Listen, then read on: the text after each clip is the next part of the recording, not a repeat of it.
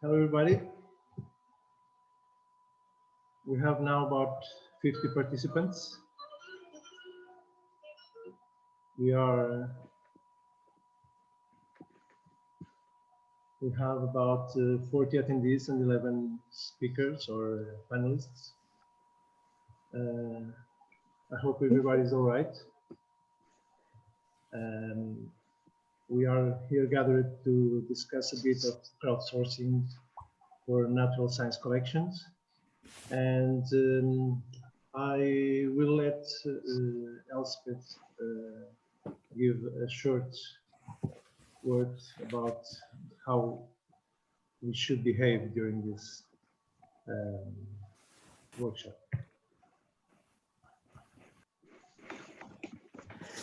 Yes, good morning, everyone. These are difficult times, and as Joachim says, I hope everyone is getting through them well. So, yes, so we want people to be involved. This is a webinar format, which means that the attendees, as attendees, you will not have as full functionality as you may have in a meeting. So But we do ask that you can all become involved by posting questions in the Q&A.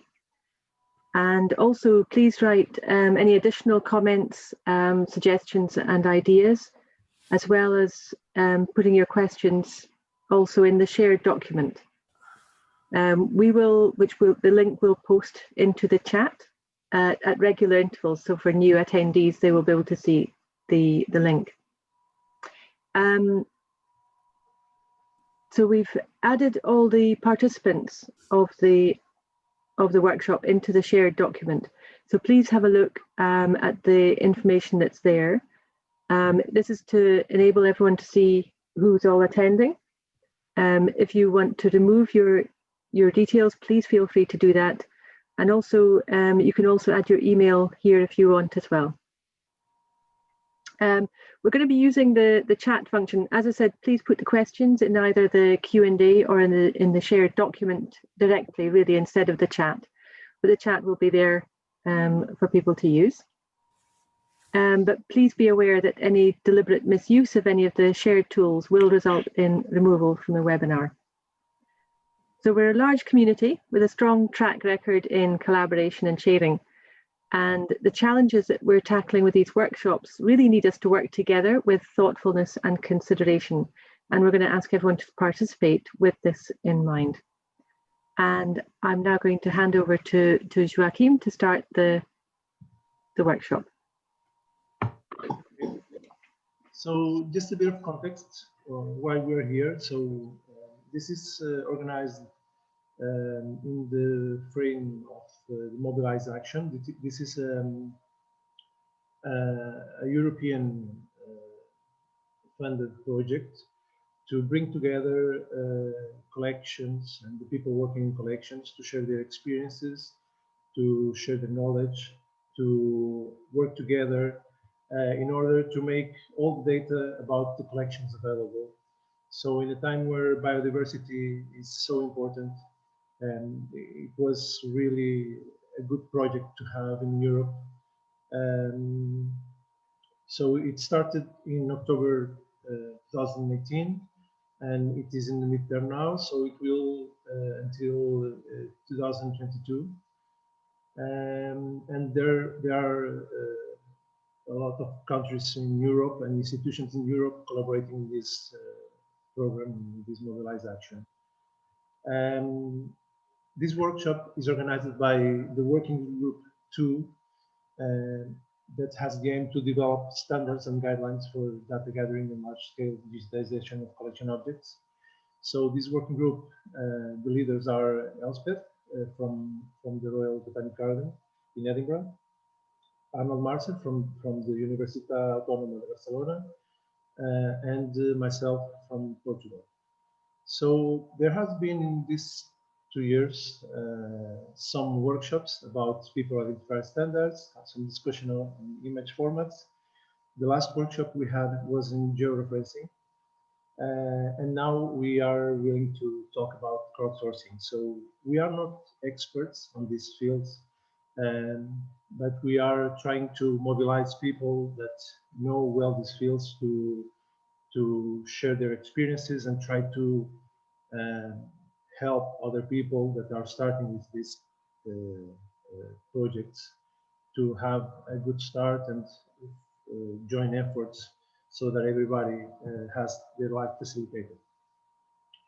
So now we are here to talk about crowdsourcing in natural science collections. Crowdsourcing is when you have the crowd collaborating with your project. So it is part of citizen science. So the aim here is not to discuss what is crowdsourcing or what is citizen science, but a lot of collections and a lot of biodiversity data is being provided by citizens. So in the particular case of natural science collections, there are a lot of projects going on from major institutions to trying to bring people to to transcribe the information that is in the specimens. There is a lot of information because many collections have millions of specimens. So it is a task that requires a lot of handwork. So what we thought is that would be useful to have the people who develop crowdsourcing software that is being used by these institutions. And also, it is very important to have the data transcribed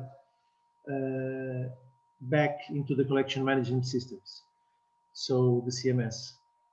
So we bring here together also some collection management systems that are used in the institutions, so that people developing the crowdsourcing software and the collection management systems software could talk to each other and try to find the best ways this information could circulate between those two platforms. And of course, another great stakeholder here are the collection managers, because they are the ones promoting the programs. What we hope here is that with today, with the people present here today, and in the 9th of November, with other team of panelists, we can achieve some common ground where people can understand and try to work together to facilitate this data to circulate between those platforms. So our program for today is this brief introduction that I'm talking, and go to some presentations about the current crowdsourcing efforts. So we have 5 presentations from platforms used to crowdsource transcribing, and then about 15 minutes of questions to discuss what was presented. Then we will do a short break of 10 minutes, and then we go back to a second round of presentations from CMS used also by many institutions, so Jack, Utef, and Dina, and then another round of questions where we can discuss what was presented in that block. And then we hope that the last 45 minutes or so can be a discussion with all the panelists where we share ideas and try to establish some common ground, so people are communicating effectively to facilitate this kind of work in institutions. So we have people from about 40 countries here attending, and the first presentation is from Les Aeronautes. It is a very, I would say, notorious platform that was developed in France. Marc Pignal was not able to be here today, but he sent a recording. So I will straight away put his recording. I will put the volume high because he had problems with the microphone during the recording, and there are some parts that are quite low. So I will put the volume high, and then you can control the volume on your computers if it is too high. So I will launch now the presentation from Mark.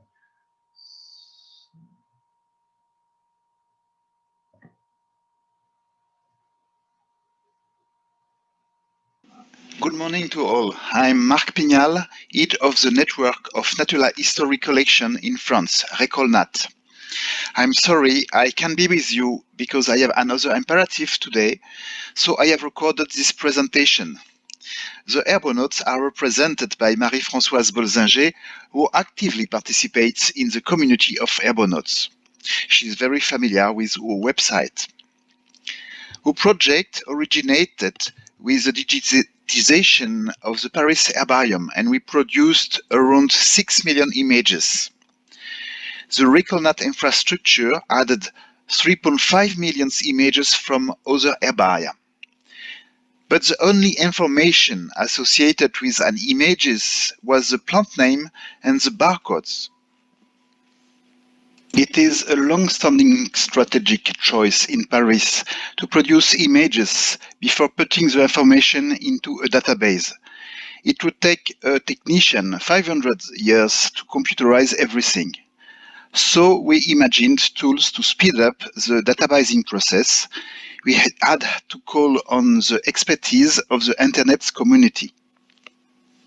The basic idea came from another website, Distributed Data Proofreader.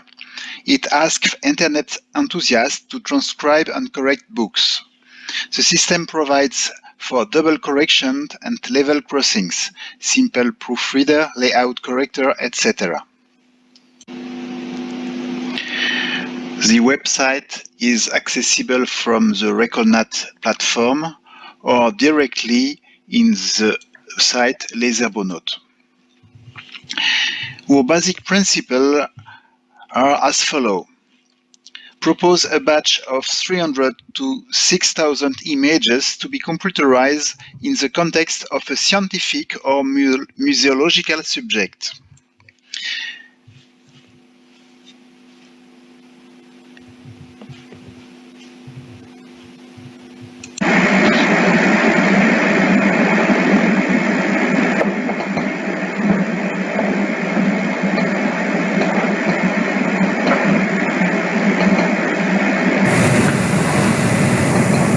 The work of the Herbonaut community is based on the exchanges of point of views through general forum or specific forum for each image.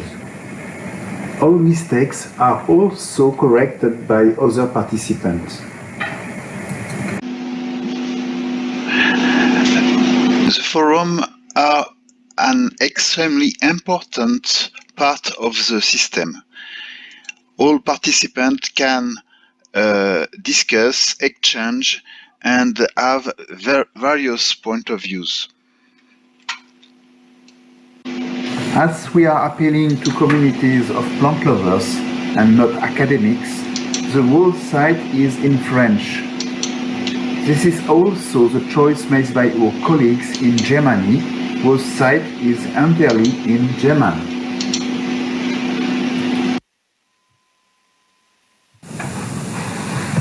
We will now open the bonnet of the system to show how a mission is prepared. We have different parameters to choose from, such as the mission title, a short description, and the photos that will identify it in the site.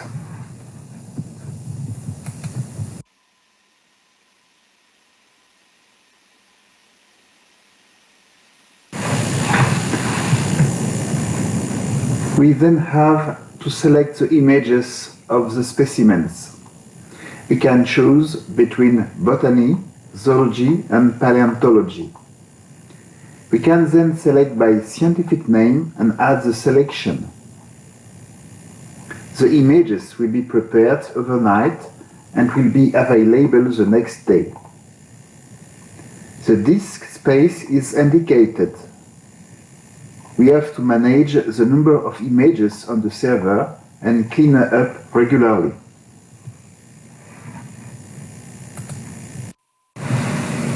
The next step is to select the questions related to the mission. I won't go into detail, but each question can be parameterized.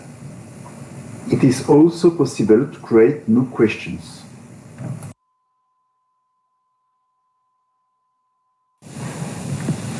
To create a new question model that can be used in all missions, administrative rights are needed. The level required to access the question must be chosen, as well as the number of repetitions by the aeronauts for full validation.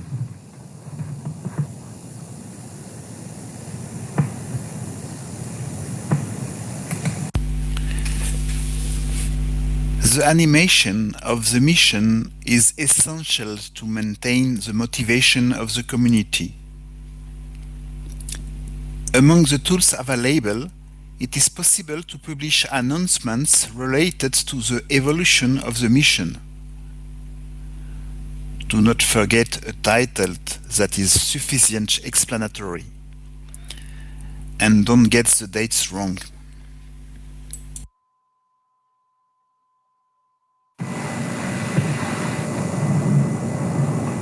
We can also manage the members of the mission. The data displayed is only that authorized by the participants. It is possible to send a message, but the destination is anonymous. Unless authorized, the mission leader does not have access to email addresses. It is also possible to reject an indelicate participant. But honestly, this has never happened to us. Once the mission is completed, the data can be sent to a researcher as a CSV file. When the questions allow it, depending on the compatibility with Drawing Core, the data can be integrated on the Recalnat platform. This little demonstration is over. I would like to thank you for your patience because the sound quality is very terrible, and Marie-Françoise will be able to answer questions. I wish you an interesting conference.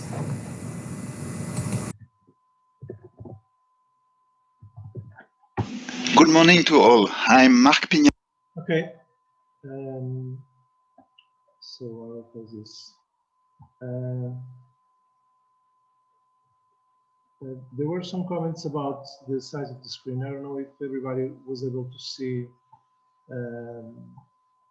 the presentation properly. I believe I don't have here any settings to how attendants see the screen. But what we can do is share the presentation with you. So all the session is being recorded, so we will share the full recording. But if in the full recording this video is not enough, we can share with you the attached video for you to see afterwards. So you can put your comments about what is being presented either on Q&A window or on the shared document. So any of those both situations will work. Elspeth and Arno are with an eye on both, and we'll try to put them together for the Q&A session that we will have after all the presentations. So our next presentation was to be about presented by Agnes Kirchhoff, but I don't see her here in the panelists. I don't believe she's here, or anyone from the Argonauten. Yes, I'm sorry, I should have noticed it before. So I apologize. I have not heard from Agnes, so it may be that she's not able to join us so soon. So I will look into that. But I think otherwise we could go into the next speaker. The alternative would be to take one or two questions in between the speakers and then have some more questions at the end as well. Yes. So there are some questions coming in. With one question come in for Les Argonauts. So perhaps we could ask Marie-Françoise to answer. And someone's asking about who's validating the data, the scientist or the citizen. You are muted.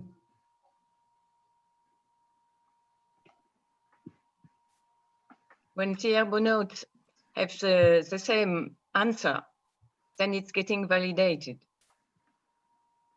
So the scientists, I don't know how they interfere before to put it in the base. But at first, it's just an understanding between Argonauts.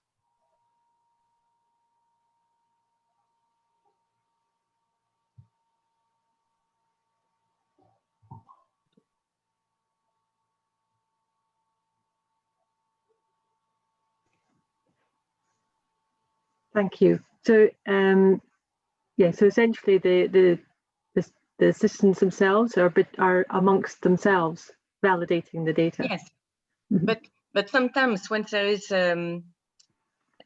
disagreement, you need 3, 4, 5, 6. Sometimes it's so clear with 2, it's okay. Sometimes the third one comes, it's no problem. But you can see straight away, looking at the list, where there is problem, because there are so many answers. And then you have to check that the best answer will come out, because it could be agreement on the wrong answer. Mm-hmm.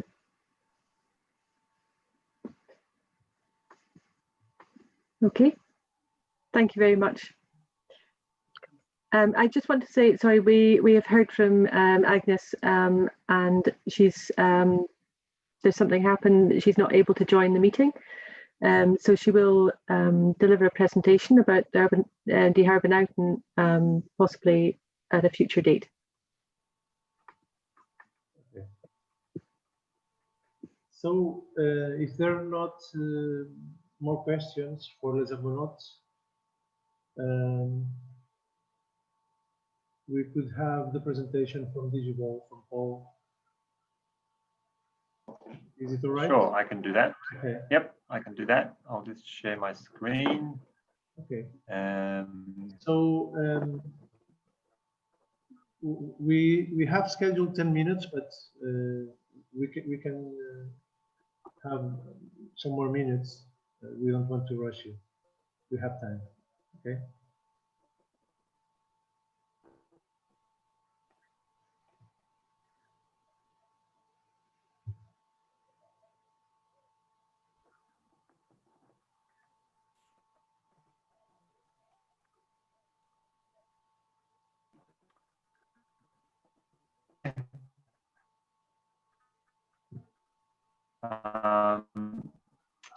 My name is Paul Clemens. I work for the Australian Museum. The Digiball platform in Australia to create a platform which is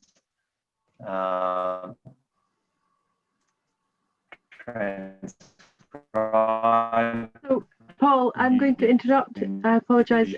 We tested the bandwidth earlier for presenting the website, and it worked. But unfortunately, I think we're struggling now with everyone in the webinar. Create their own template that would require some programming and some. Can you see the website?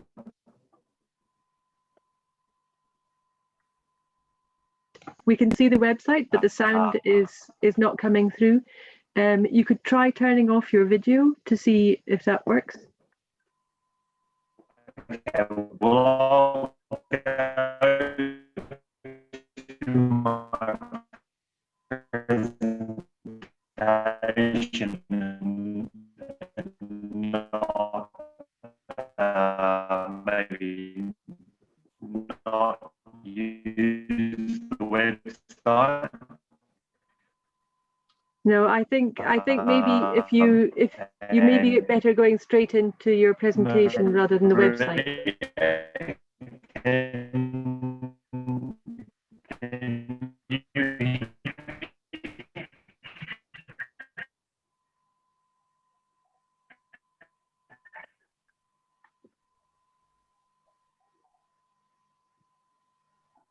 So Okay, I'll turn my video off. Is that better?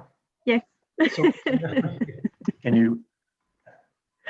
Sorry. Can you hear me now? Yes, we can. So I think it's just when you're doing the internet live, it seems to be struggling. So I think Okay, well, I'll turn the live internet off, and I'll just go to the presentation. Yes, I'm sorry about that. That's okay. Let me know whether you can see the presentation.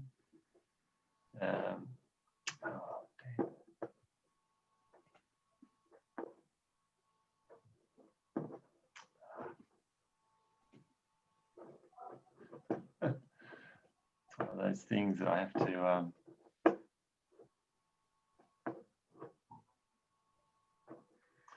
Can you see the presentation now? yes. Yes. Okay. So in Digivol, you can transcribe 3 different types of objects: labels from collection specimens, historical documents such as field notes or minutes from meetings, etc. Or you can tag images of wildlife using a tagging of wildlife and identifying animals in wildlife images, camera trap images. The validation methods that we have for each of those different types. So you can validate so each image is transcribed by one person in method 1, and then we choose a validator. So these are all volunteers. We then choose those transcribers we think are the best. We choose and offer them to be validators. So it's a 2-step process by which we validate, and that approach is best for label and historical document transcription. The second method is where we have multiple transcribers who are seeking consensus, and that might be where 5 different people are shown the same image and they either tag it or answer a question.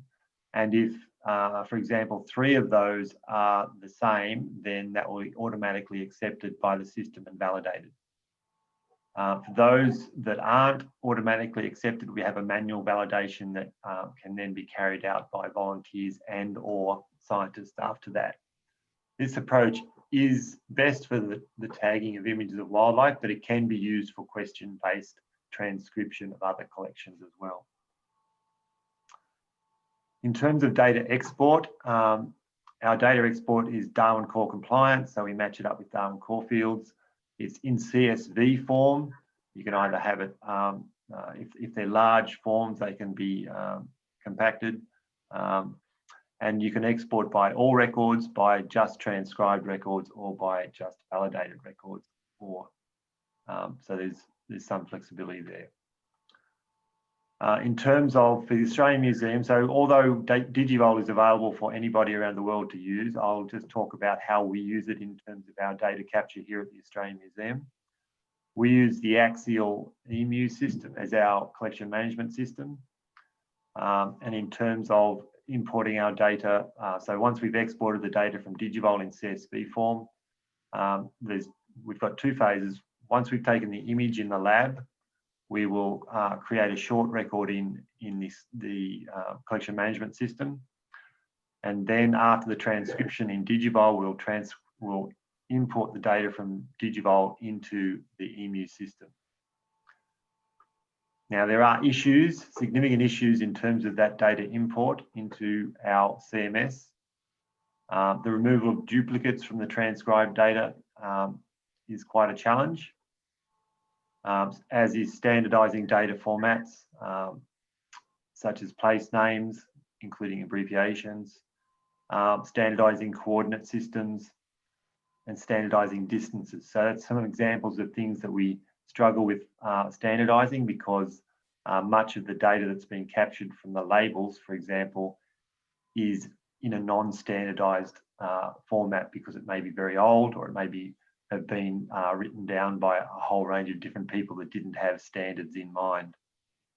And in terms of importing, we also have a big issue in terms of matching it to existing data in the EMU system. Things like collection events, where we're trying to match the data we're importing to exactly match records in the system already to try and reduce duplication.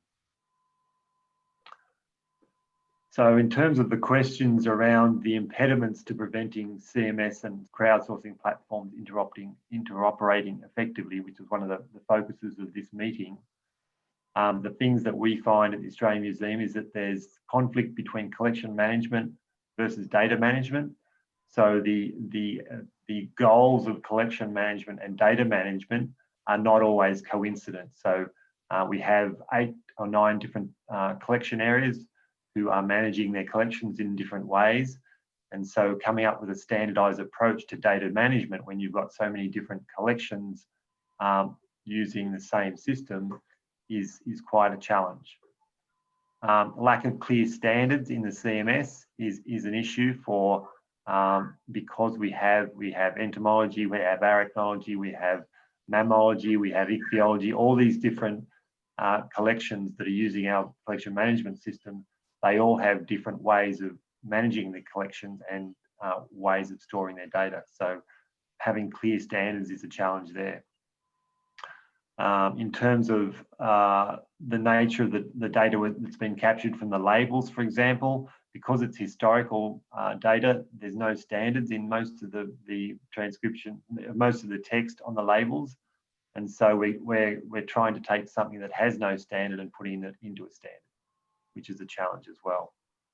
And then, of course, the tools for mapping transcribed data to the CMS standards, once you have the standards in place, is a challenge as well. We are currently employing a couple of people at the Australian Museum to build tools for importing our data into the Australian Museum collection management system from Digivol, and those are the sorts of challenges we're finding. So I wanted to keep it fairly simple in terms of what I was talking about tonight, and I hope that was fairly clear. I haven't run through the Digivol system because if people want to have a look at the Digivol system online, they can. And obviously I can't do a live share here because my system appears to be too slow. But I'm more than happy to answer questions about Digivol or about our data management and trying to get data back into our collection management system from the transcribed data. Okay, thank you, Paul. So if you want to try now to see if your system is able to show the browser, Okay, have a try. look at Digivol. Okay, let me have a look. If it doesn't work, we will stop it and go to the next presentation.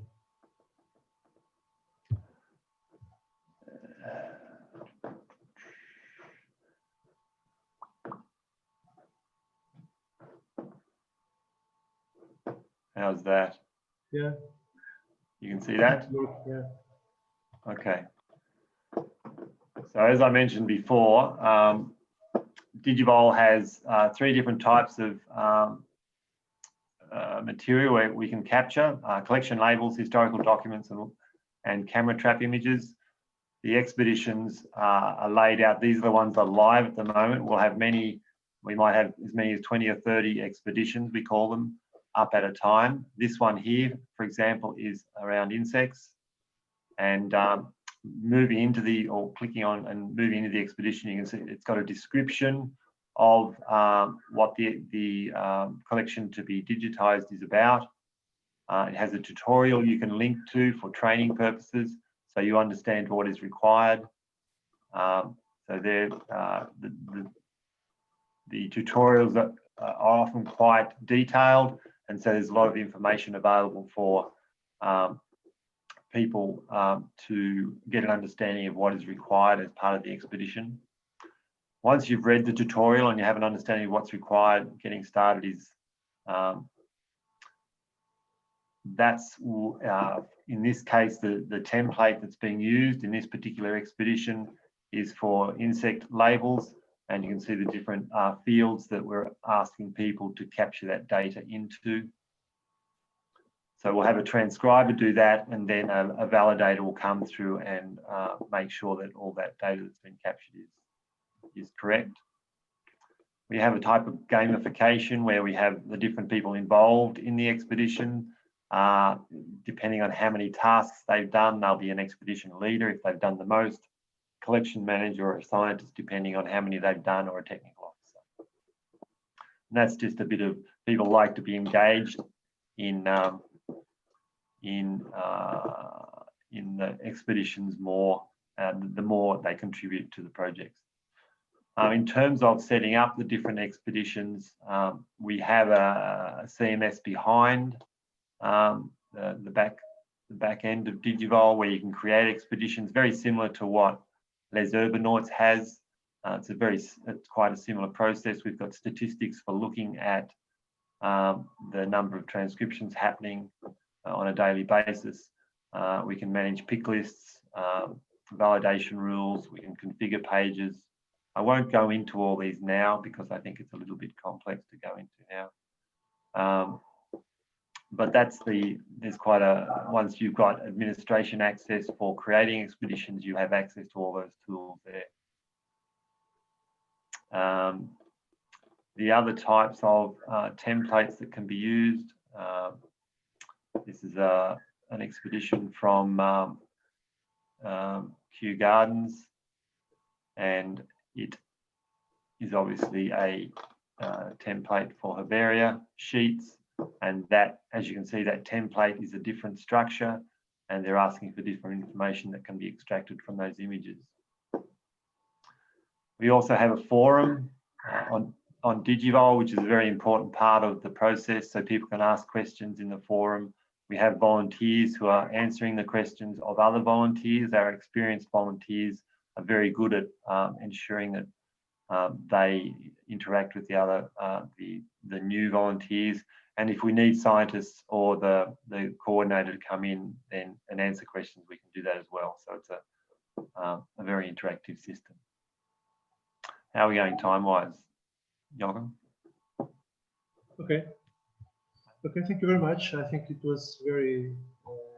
That'll do for now, I think, yeah. I mean, one more thing I'll show is just we've got many different institutions that are using Digivol. There's probably, we've got about 75 different institutions that are using Digivol, from Kew Gardens, Royal Botanic Gardens at Edinburgh, New York Botanic Gardens, lots of different institutions all around the world.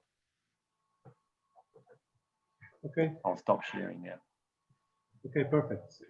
So if anyone has any question, I don't know, are there pending questions, Elspeth or Arno? No, sorry, just looking at the Q&A, sorry. So we have someone asking, Natalie is asking about the staff resources from assisting with migrating data from Digivol to the CMS, and whether these are full-time positions and what their expertise is.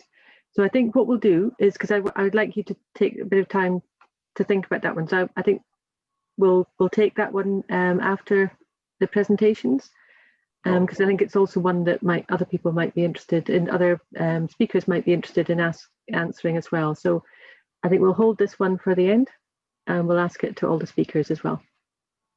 Okay, so we will move on to Matthias' presentation about that. Are you ready, Matthias? Yeah, I'll okay. Share my screen. Can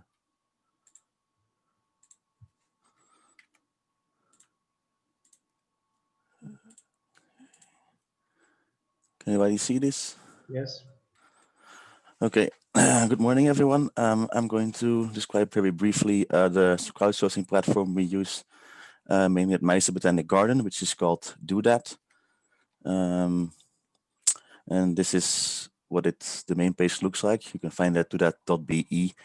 And as you might see, it's quite similar to Digivolve from the previous presentation, which is not surprising because it is essentially it's a multilingual port from the Digivolve system. But at the Garden, we had a need for multilingual support. So DoThat has support for not only English, but also French, Dutch, and German. The platform was launched in early 2018 as in the aftermath of the digitization project of the herbarium at the Garden. And the idea was that we would use it to transcribe part of the collection, but also that we would use it as a way to provide some outreach to the wider public to make them more connected to our collections. And as of right now, we have more than 900 active users, and we have achieved more than 80,000 tasks transcribed, of which more than 180,000 were herbarium seeds from our collection. And most of the remaining were camera trap footage from the garden itself. We have also had some other collaborations with other collections in natural history, but also with other research fields. So there's been some collections from Belgium, but also from abroad. The Vienna Museum has also provided a project, for instance. We have also had some collaborations with the humanities, some old photographs from city archives and some old event posters from certain associations. And I want to focus in this presentation primarily on the data flows surrounding DoThat. So this is a very simplified diagram. At the Garden, we use a collection management system called BGBase, which contains the data on our collection. And of course, the data we have currently for the ones we want to transcribe is very basic. It's the outcome of our digitization project, which is mostly an identifier, a scientific name, and a family, but nothing more. So these we export into CSV files. We use the identifiers to retrieve the images, load both onto the platform. There, our volunteers make the magic happen. And after the projects are finalized, we export them again as CSV files, which we then process through a conversion and a validation script to map them onto our collection management system, where they can be more or less batch imported. This is a very simplified diagram. My colleague drew up a more realistic one, which looks like this. I'm not going into detail because there's little point to it and not time, but it's safe to say it gets quickly much more complex than you anticipate. So the data source, as I already said, is chiefly the herbarium specimens from our collection at the moment. It's a subset of our collection because all of the other data transcription was done by a company. We outsourced it to them. For these specimens that we still want them to do that, we distributed in families projects, so more or less 2,000 tasks per project, and they're separated by different families depending on how much specimens we have for each family. And as I mentioned, the available data we have is typically nothing more than an identifier, the barcode, a family name, and a filing name, which can be very generic, just a genus or even a higher taxon. All tasks are transcribed just once. We don't have the multitask feature that is present in Les Herbonots or as is also possible in Digivolve now. We use more or less the system one that Paul presented. So we do have validation by our staff on a subset of tasks. And we do also have the forum feature for discussion between volunteers if there's things unclear or doubtful. This is what the transcription template generally looks like. So it's also quite similar to Digivolve again. So the main properties we request is scientific name, is collector information. We also have a standard collector field where you can pick up a drop-down list for names, the collection date, a locality, and we also have a mapping tool feature which uses a Google Maps plugin, so volunteers can very easily transcribe, georeference the specimen and provide us coordinates with a radial uncertainty to it. Then after this is all done and validated, these finished projects get exported as CSV files, as I said.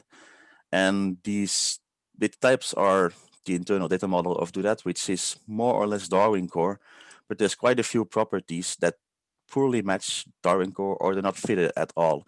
So that's why I like to call it pseudo Darwin core, because quite a few properties such as additional notes by the transcriber, some other miscellaneous info present on the specimen, whether a task was complete or not, whether there are multiple specimens on the sheet, the standard collector ID, because we don't use any Darwin Core extensions, and of course also the metadata from the task itself, the timestamp, who did it, and which project it was transcribed.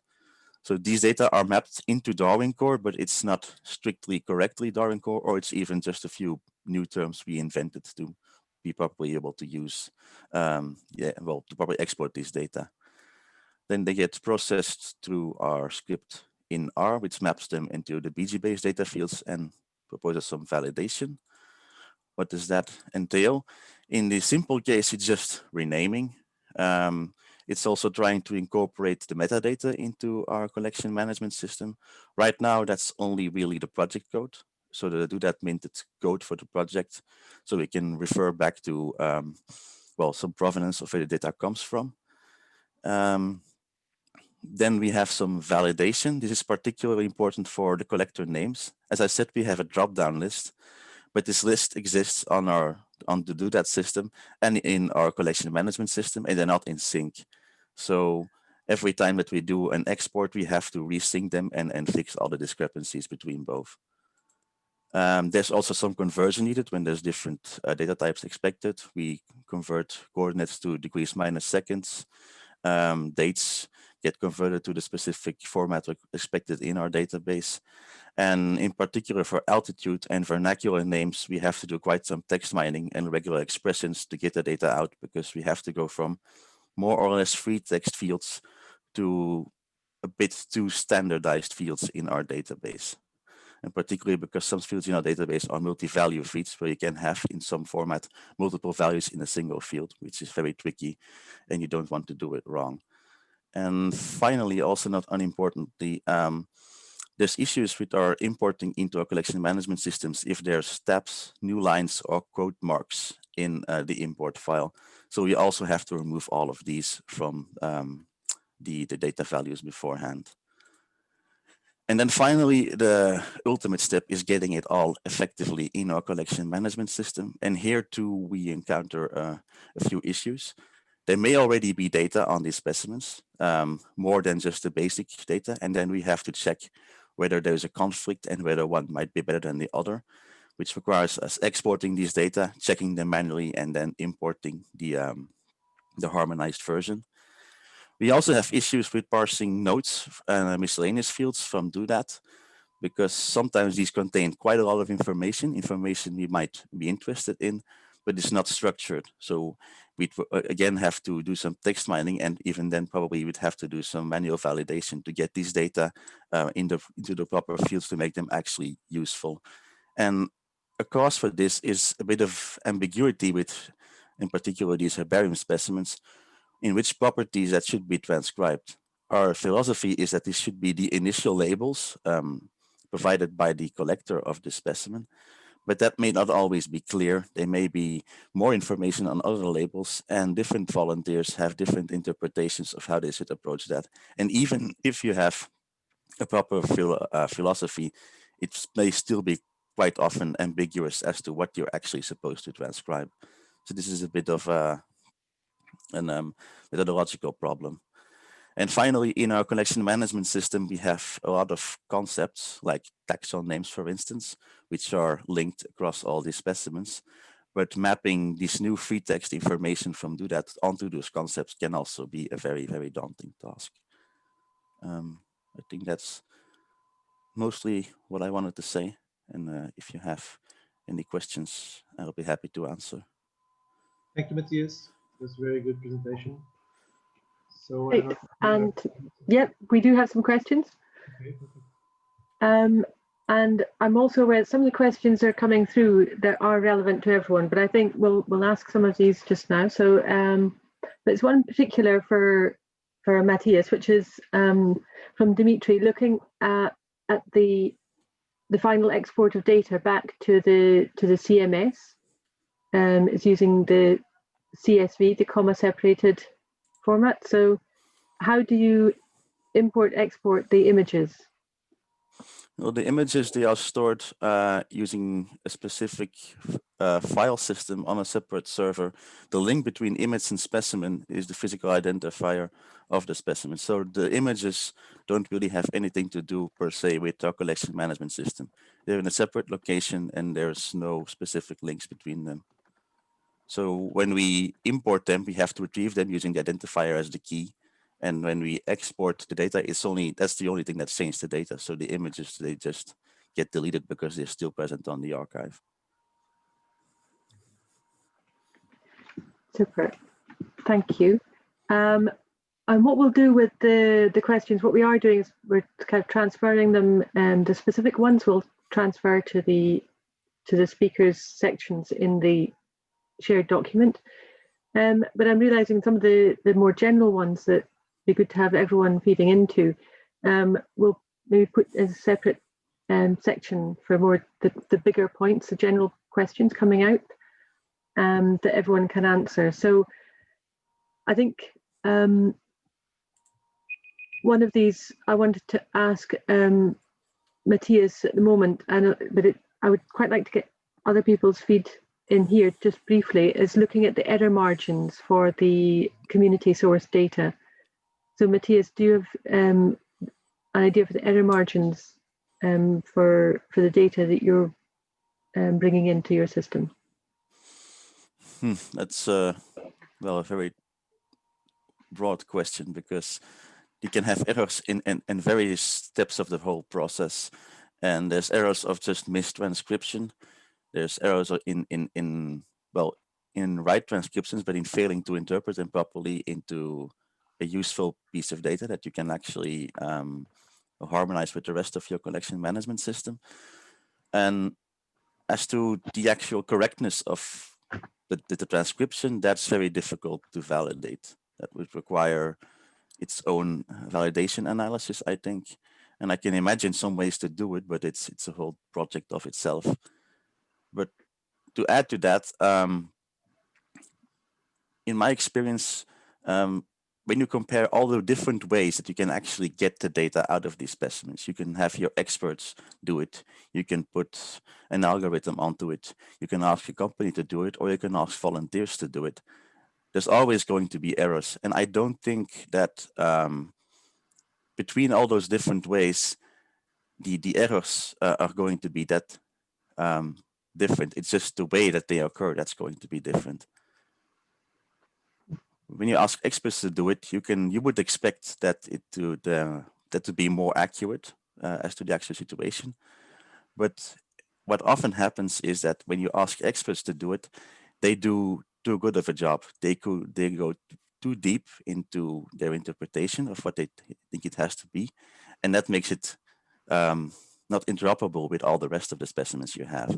Especially because it's at the rate that experts can process these specimens, it's way too slow to actually get all the specimens done in time. So that's one of the obstacles you run into there. And when you want to do it in an automated way that require extensive post-validation, extensive post-processing, it requires a lot of text mining and linking to other resources. That is a much more elaborate workflow, which in the end might also take much more time than you would expect a whole automated process to do. So people think that it's volunteers. It has to be a lot of errors. There will be errors, but I'm not convinced that there are much, much more than any of the other methods. Yes. Marie-Françoise, do you have a thought on the error margins that you're bringing in, or do you feel similar to Matthias?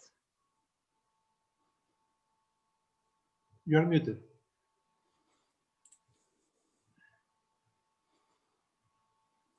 We can hear you. Sorry, you're still muted?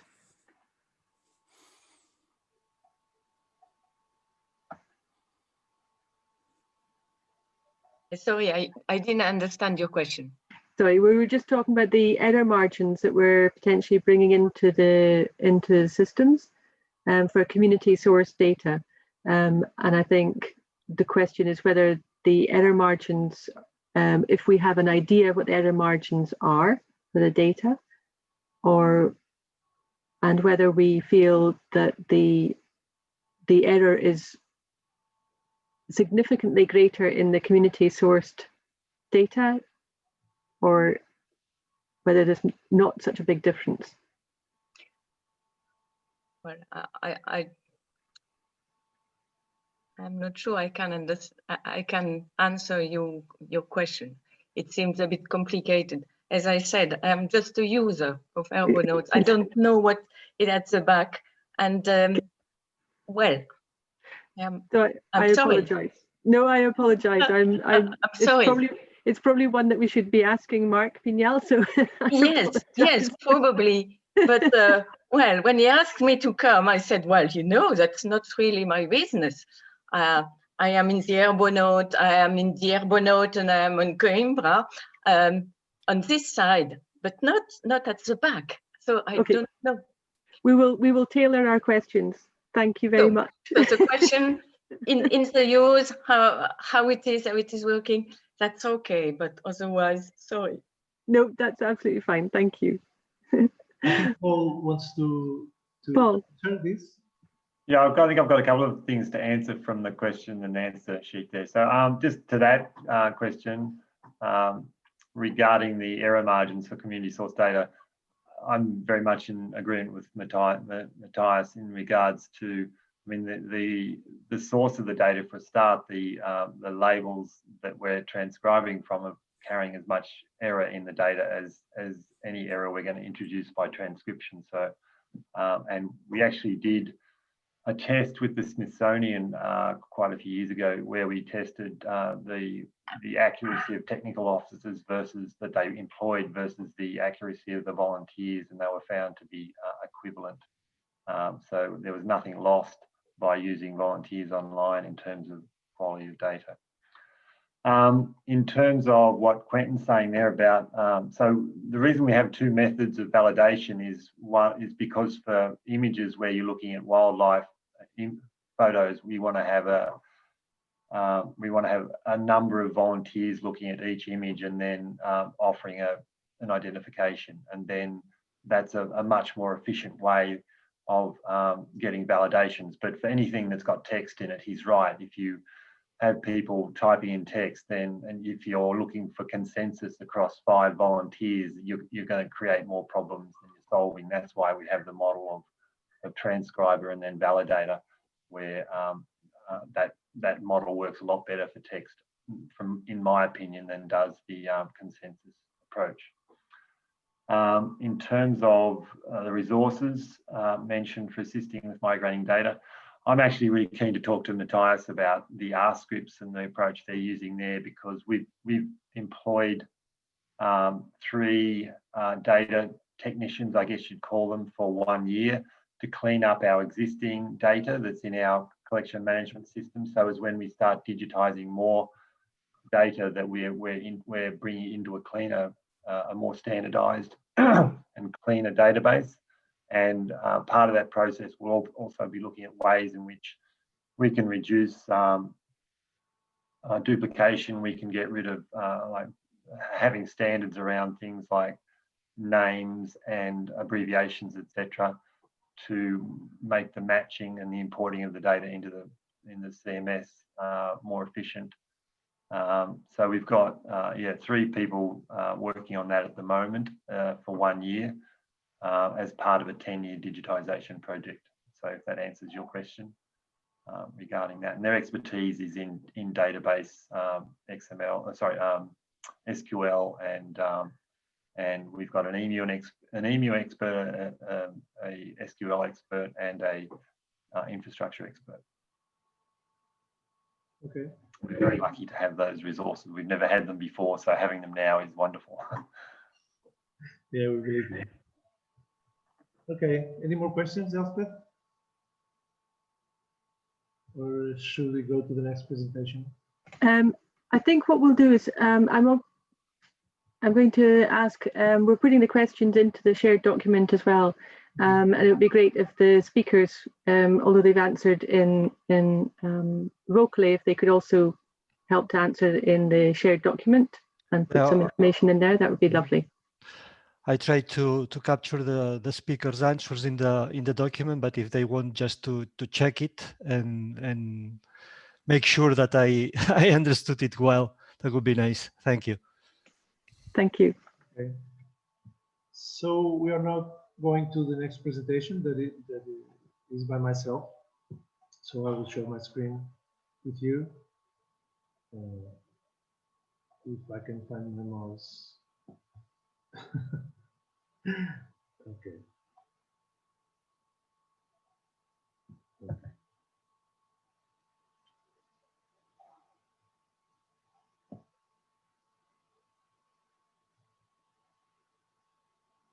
So I believe you can see my presentation. So what I'm here to present is the Explorator. It is a crowdsourcing platform that we developed here at Coimbra for trying to make a total integration with our CMS that we use in-house, that is Specify 6. So just a bit of context. We are a medium-sized herbarium with 800,000 specimens, about each. One of the 5 biggest in the Mediterranean region, and some particularly important collections from tropical Africa, Portugal, and an historical one, Wilcomb's herbarium. So this room that you see here is the very room where I'm here now. So it has some feel of history here. So we started our digitization project similar to many other herbaria, transcribing data into a database that in our case is Specify 6, as I've told you before, and we capture images with HerbScan or with photographic cameras, and they are processed and stored and then shared into our online catalog. So when we learned about Les Aquanautes and about Digivol and about Dodat and about Notes from Nature, so other crowdsourcing platforms, is that it would be very good to have some similar software, some similar platform that could allow us to accelerate our digitization, because we do digitization based on small projects that then run out of funding, and then we have another project like 3 or 4 years after.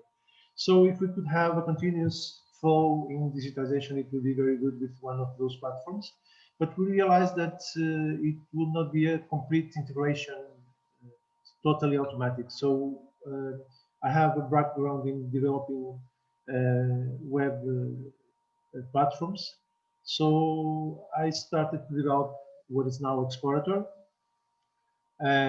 So it is, when you visit the web page, you see projects where you can join, and then you will see, when you start the project, you will see a form where it is required one question, a very simple one, in this case, the country where this plant was collected. And we wanted this approach, one question each time, because it is simpler for people beginning. But if you are an experienced user, we wanted also to have a full form where people could put all the fields there and then move on. So going back to the example with the country, when I start to write, there are some fields that are somehow standardized from our database, like the name of the countries. And you see here, I started with a G, and you see here some suggestions that will help the people to write the right value. But in this case, and I choose that on purpose, you see here that the first country, Guinea-Bissau, is written in English, and then you have Guinea-Bissau in Portuguese. That's because this country was introduced by a user in a wrong way. So if I have some questions about which one I should choose, there is here some guidance, and you can always click on the information icon to get more information about what we require about the country. So you see here, this field must be submitted in English. So this is a helper for people start transcribing. So when I select one of the answers, Guinea-Bissau, that was my answer, I see an alert that other users submitted different values. So there was another one user that submitted Guinea-Bissau in Portuguese. So it gives me the opportunity to go back to the previous form and change my answer, or go to the next form and keep my answer. So in this case, the first answer that was submitted by a user was, I think it was a wrong answer, because it was written in Portuguese, not in English as they require. You can have sometimes here several different answers from different people, and it is strange to see how people stick to their own concept and don't believe other or don't want to check other people's suggestions. So when a user submits several answers, there is a dashboard where you can see how many you have validated, which ones, and so I have, for instance, 72 rejected ones. I can go back and see what I did wrong. So it kind of helps people to see what they are doing right, what they are doing wrong. Maybe some of the rejected ones should be accepted, and the accepted one should be rejected. But let's see how this validation works. So we have, in terms of roles, 3 main roles, and let's focus on the contributor role. So we have a basic user that is starting now. The user has 0 submission answers, so it is a beginner. So when this user answers questions, we will give 10 points to his answers. So we rank the answers based on the user's experience. So when the user gets 10 validated answers, it goes to a next level, beginner, and we will rank with more points his submission. So we have 5 different levels that are achieved with 10, 50, 100, and 500 validated answers, and we give different ranks to get their answers based on their experience. So this way we think we can have an automatic validation that can, I would say, reduce the risk of inserting more errors, but this can happen, of course. So, sorry, there was an error and the presentation closed. I will open it again. I'm sorry.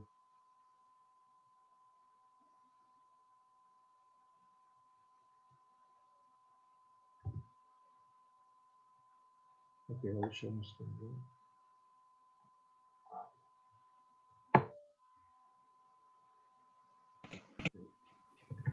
So, oh, sorry, it was the wrong one. I'm so sorry. Okay.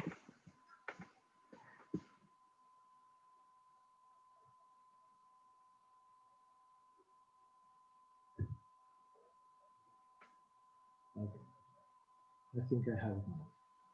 So I'll go forward. So how we do the automatic validation? For now, we are requiring 60 points for a value submitted by users to get validated. So we can have, if we have the same value, 60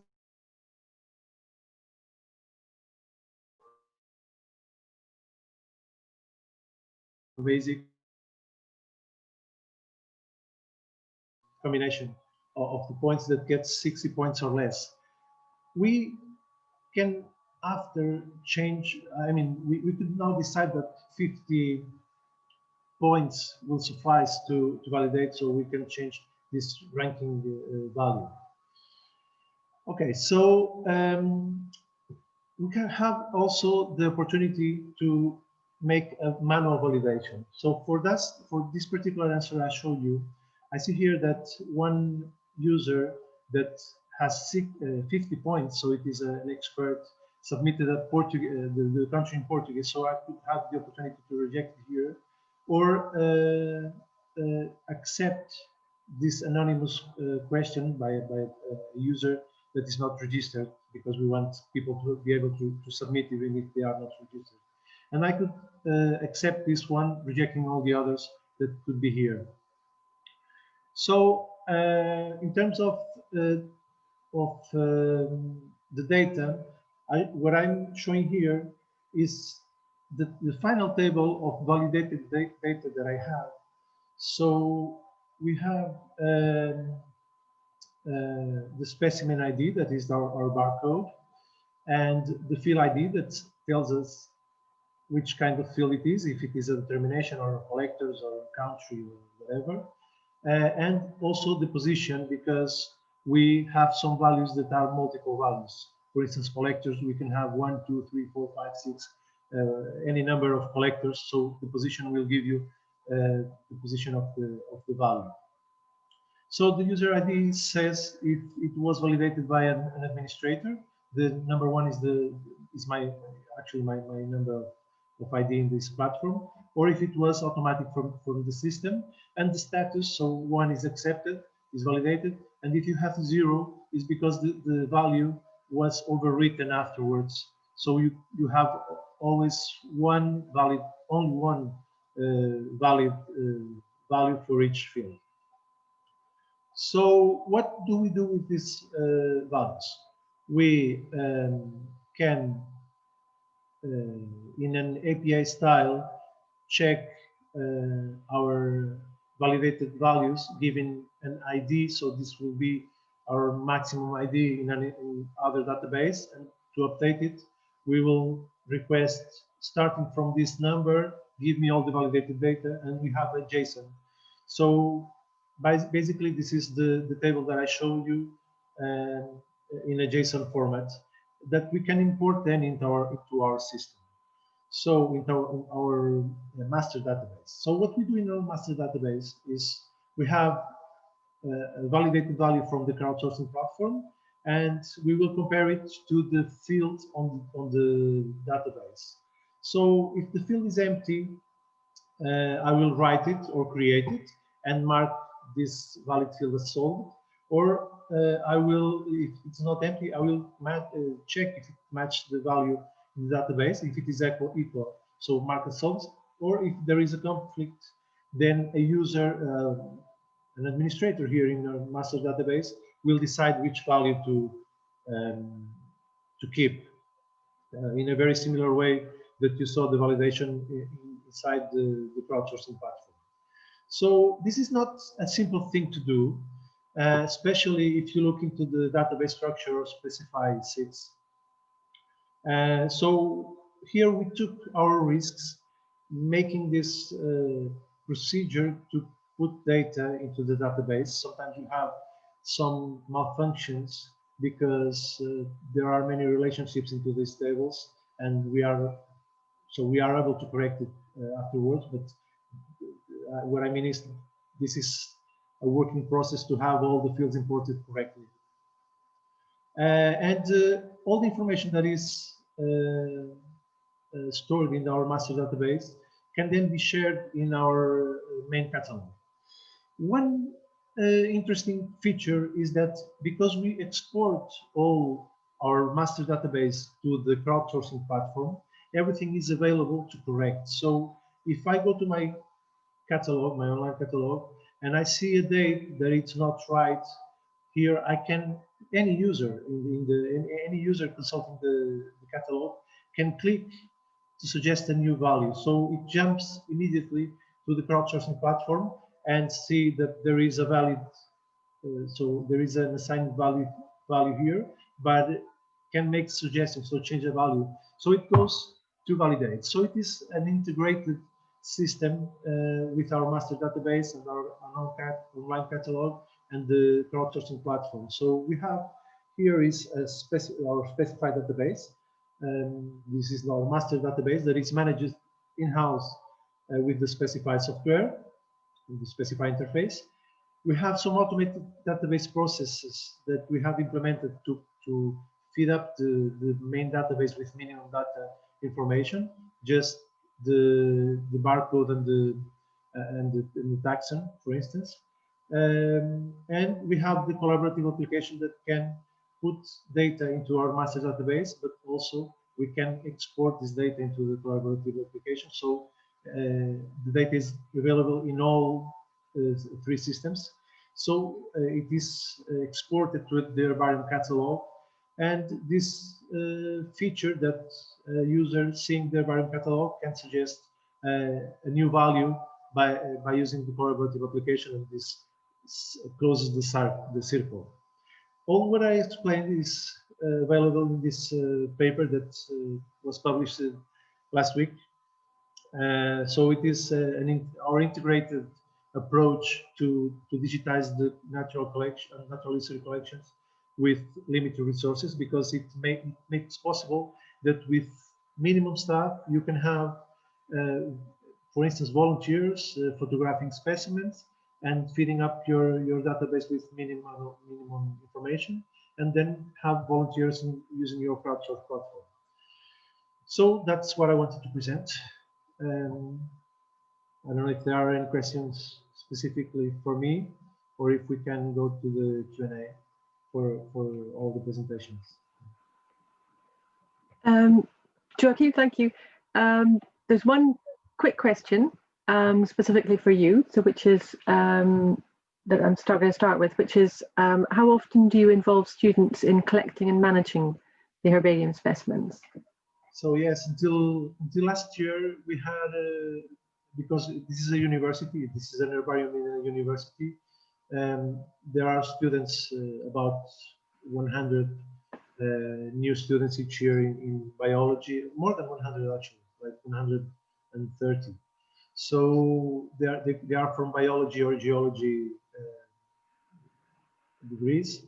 So they have one full class, practical class here at the herbarium, and we have them trying several processes here, mounting or photographing or databasing, and some of them came back as volunteers for some time. So last year, this year, it was a very different year because of the pandemics. And what we did was we had those students testing the crowdsourcing platform before we released it to the public. So we had massive testings on the crowdsourcing platform. We had many modifications based on their feedback, and we are still making changes to the platform, and we know we have very much to improve on the functioning of the platform. So, but we try to involve students as much as we can. Yes. Super. And one other question from Falco is: do you use the specify workbench for the imports? No, we don't. So what I did, I developed a kind of a plugin, an API plugin. So all the inserts are made through MySQL queries. So we are not using the framework because the workbench doesn't allow you to make partial imports of things that are already in the database. So we have the minimal information records on Specify, and we can increment anytime with this process. I wish Specify could have something that allows us to do these incremental uploads. I'm just looking at the questions, and there's a question from Juliana about the use of controlled vocabulary, and if there's a use of standards for information collecting. And I'm going to kind of hold that one, I think, for the for more of the panel discussion. Okay. So Super. Should we make a break now, as it was in the schedule, and yes. Come back in 10 minutes, about 10 minutes, so everyone can stretch the legs? And I think it gives people a chance to stretch their legs, get a cup of coffee. People can also continue to add to the shared document, and we'll be looking at more of a sort of panel discussion after the break. Okay. Just to say, Paul Simons is having to go. He'll be back in about 30 minutes, but Rhiannon is going to step in and help with some of the questions. So we need to come back it can be at 9:35. Yeah. Okay. So 12 minutes break. Okay. Okay. Thank you, everyone. Okay.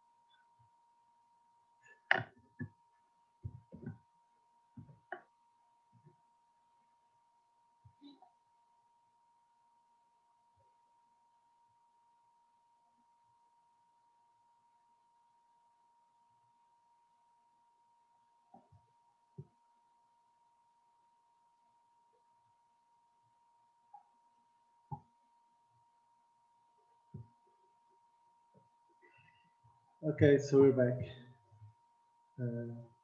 Hope everybody is ready and fresh to go to our to our. You'll have to reconsider the music, Joachim. Yes, we'll make other choice for the next.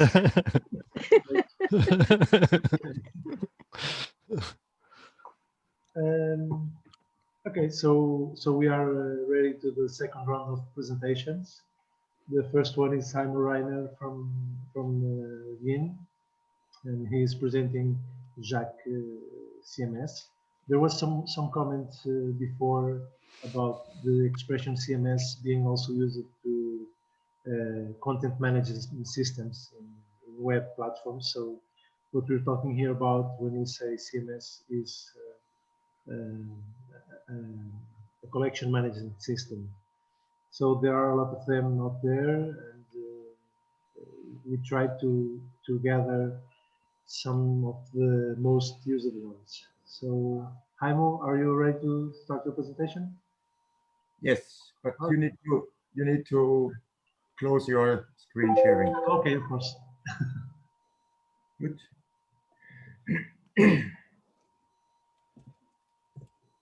Thanks for the introduction, Joachim, and thanks for the invitation to give a quick presentation about Jacques and the citizen science context. So what we did from the beginning was considering general workflows in the realm of scientific collections, in this case, botanical collections, or what is curated in botanical collections. And since there is always a heavy engagement of people outside institutions, we were from the beginning interested in how to cope with this engagement of such people. So what you see here is just a general overview of our workflow diagram. The red base color indicating the extra institutional, so outside of an institutional context, people gathering plants, documenting them plants, and then delivering it to institutions like ours. Then we have a data model created where we have two parts. One is the entity, so the objects themselves, or specimens, and one is the event where agents already come into place with all the different roles in gathering or curating or revising as taxonomists. So the principal functionality that when we built up Jacques was we wanted to have a web-based solution from the beginning, to be capable of transmitting a simple URL and having very lightweight forms and user interfaces so that it can easily be distributed over the internet from Central Europe with very good internet connections and facilities out to like regions in, I don't know, in Afghanistan or Iran or South America or whatsoever else. And it was also from the beginning concept-wise intended to be a multiple institutions solution. So we use one entry form for specimens. I will show this later, but then we at the specimens or objects level, we can decide which institution this object should belong to. And then again, one very important line is that there is experts and curators in charge of the collections. And as I said, the external people and volunteers and whoever might help in dealing with these objects and data, they should be trained. So what we always had is from the beginning, we had them sitting next to us. They were not remotely working in the beginning. And once they were trained, they could start doing the work and the jobs on their own. But until a certain level of expertise was reached with transcribing and reading and so on, they were really in direct contact with us. And then, of course, data accessibility and visibility from gardeners to scientists to citizen scientists and volunteers and so on and so forth was important. expertise in taxonomic, biographic, geographic, but also as we are in Central Europe dealing with many languages, linguistic expertise was also quite important. So many of our labels are in Cyrillic or maybe even other languages and fonts. Then data handling was also from the beginning important because there's always people bringing us data accompanying their collections. So you might consider this already as a citizen scientist engagement. Once you get a collection of a person into your institute, then there is data coming with these collections, and then you have to modify and translate and transfer. So what you see here is a very simple data entry form for objects, which should be capable of transferring all the data on a specimens label onto a single record. So in the top level, you see curatorial stuff, which is WU is the University of Vienna. Then you have a herbarium number and collections separated in, or separately kept inside the herbarium of the University of Vienna. They could be numbered differently, blah, blah. So this is curatorial stuff. Second block then deals with all the assignment to taxon names and identification history. Maybe interesting to hear for you is that we still keep the system of having the identification history not relation. Not relation, so it's not a structured data, it's just a simple free text that follows a certain syntax. Then we have the collecting bits like the series or itineraries with numbering systems and first collector, additional collectors, and all varieties of numberings and date ranges. The geographical part is marked with an asterisk, since these are very often interpreted data.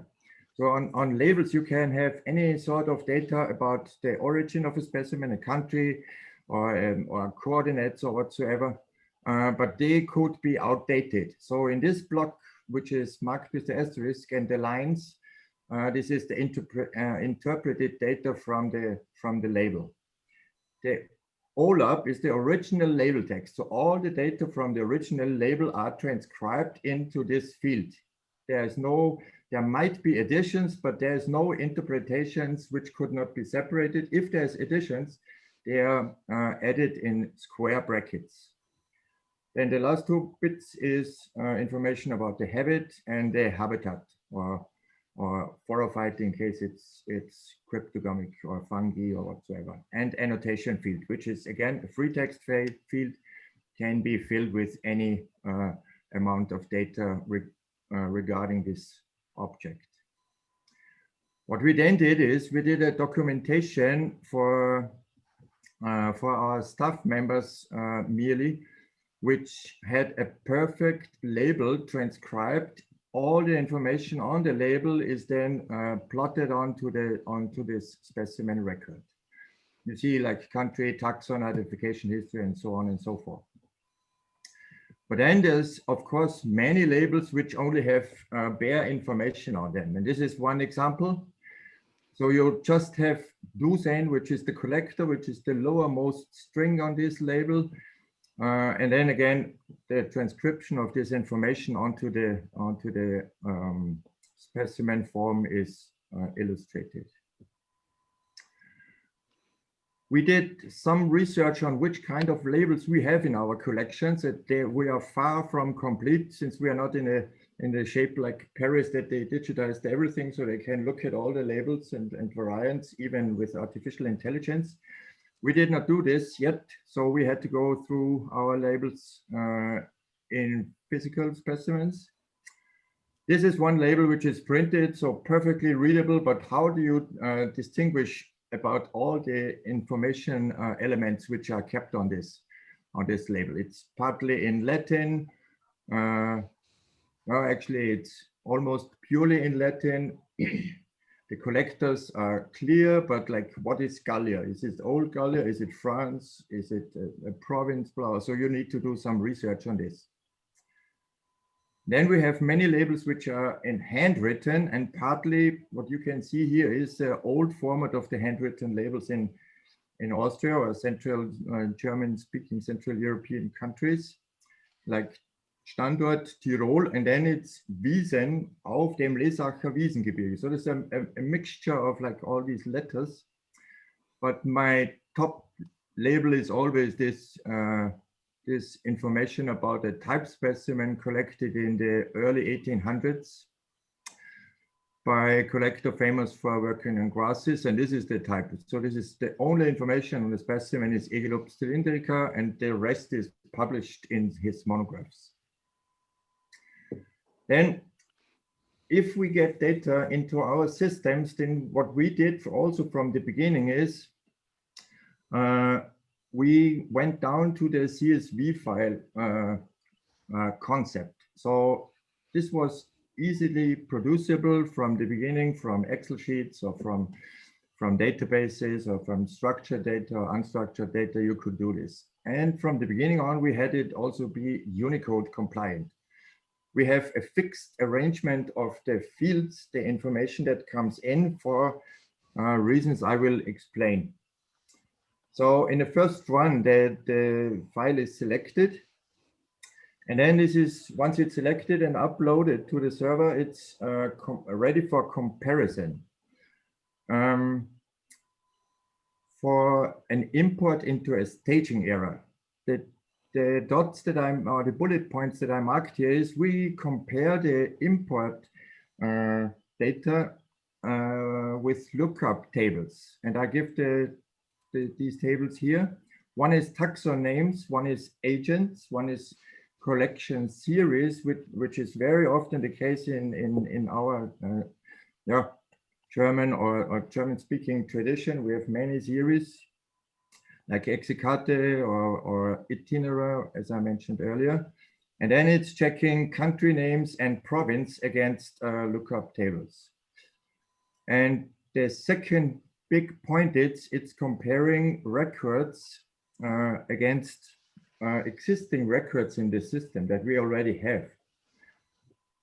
What I show you here is then the second run of this import routine, where for more easy distinction between the different blocks of readiness for the import is marked in different colors. What you see on top is this light green. They can be imported, there's no problems. The acquisition number in the first field is unique, and sorry, I was double clicking.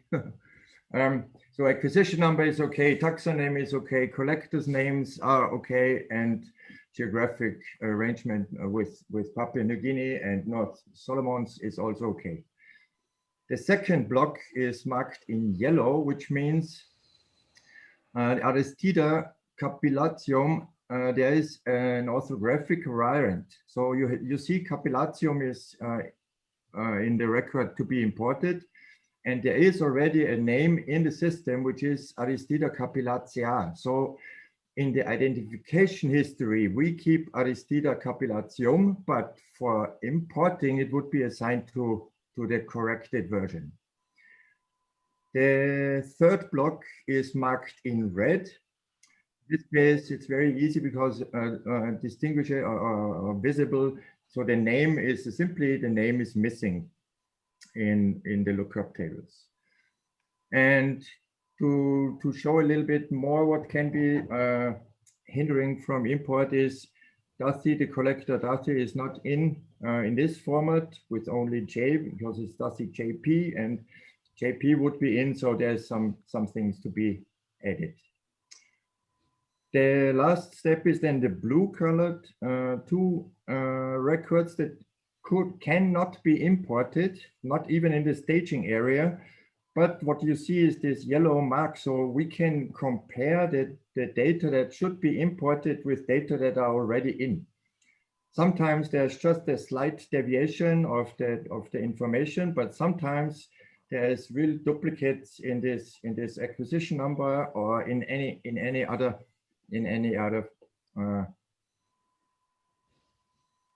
field.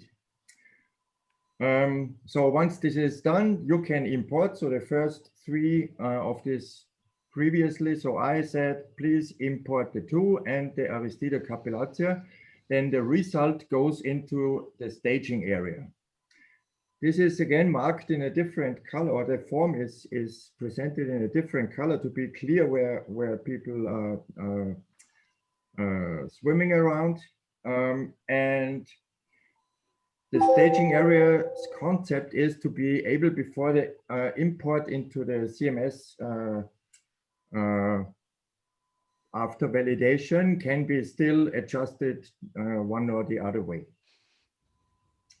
So just some thoughts in almost the end of my presentation. Conceptually, as I mentioned in the ingoing remarks, is there should be always a line from the experts and the curators to trained internal or external people. And it's very, so doing it this way, of course, is very slow, but quality is comparatively good. In Jacques, we are now in a transition phase because of this slow move that we can do to implement or to integrate also the transcription from these external platforms, some of them been mentioned already, and to have, of course, then most effective data pipelines. The data transfer from and to transcription platforms is, of course, a point and has also already been mentioned today.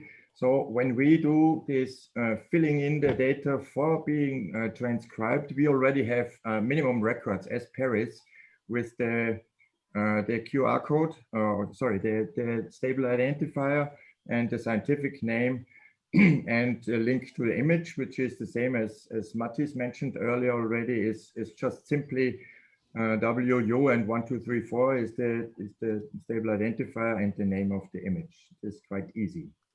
But what's very interesting, as I'm calling this always, is the stable pipelines for data transfer. This is a big issue for bigger collections. So Darwin Core Archives, ABCD, EFG are there for a long time already, but now MITS and ODS and many other things are coming up. So how shall we deal with this emerging stuff? Then Mattis mentioned this already. What we did is, as a first project, one at the University of Vienna and one at the Natural History Museum, is in the course of the LIMBY project. We had 2 transcription activities. One is with Brazilian Rubiaceae, about 2,600 specimens. And for Pinguicula, it was only 343. Transcription is very fast. Even if there's an introduction or some help by general documentation on how to transcribe, but validation is very slow. So again, this is just enforcing a little bit this point that there should be always a good connection between the curators and the people who know the labels and the transcribers. What is still pending is the transfer and import update for these labels that have been already transcribed. Then there's 2 other platforms like DigiWall again and Evernoten had been already presented. We are in discussions with Berlin, and we started a little bit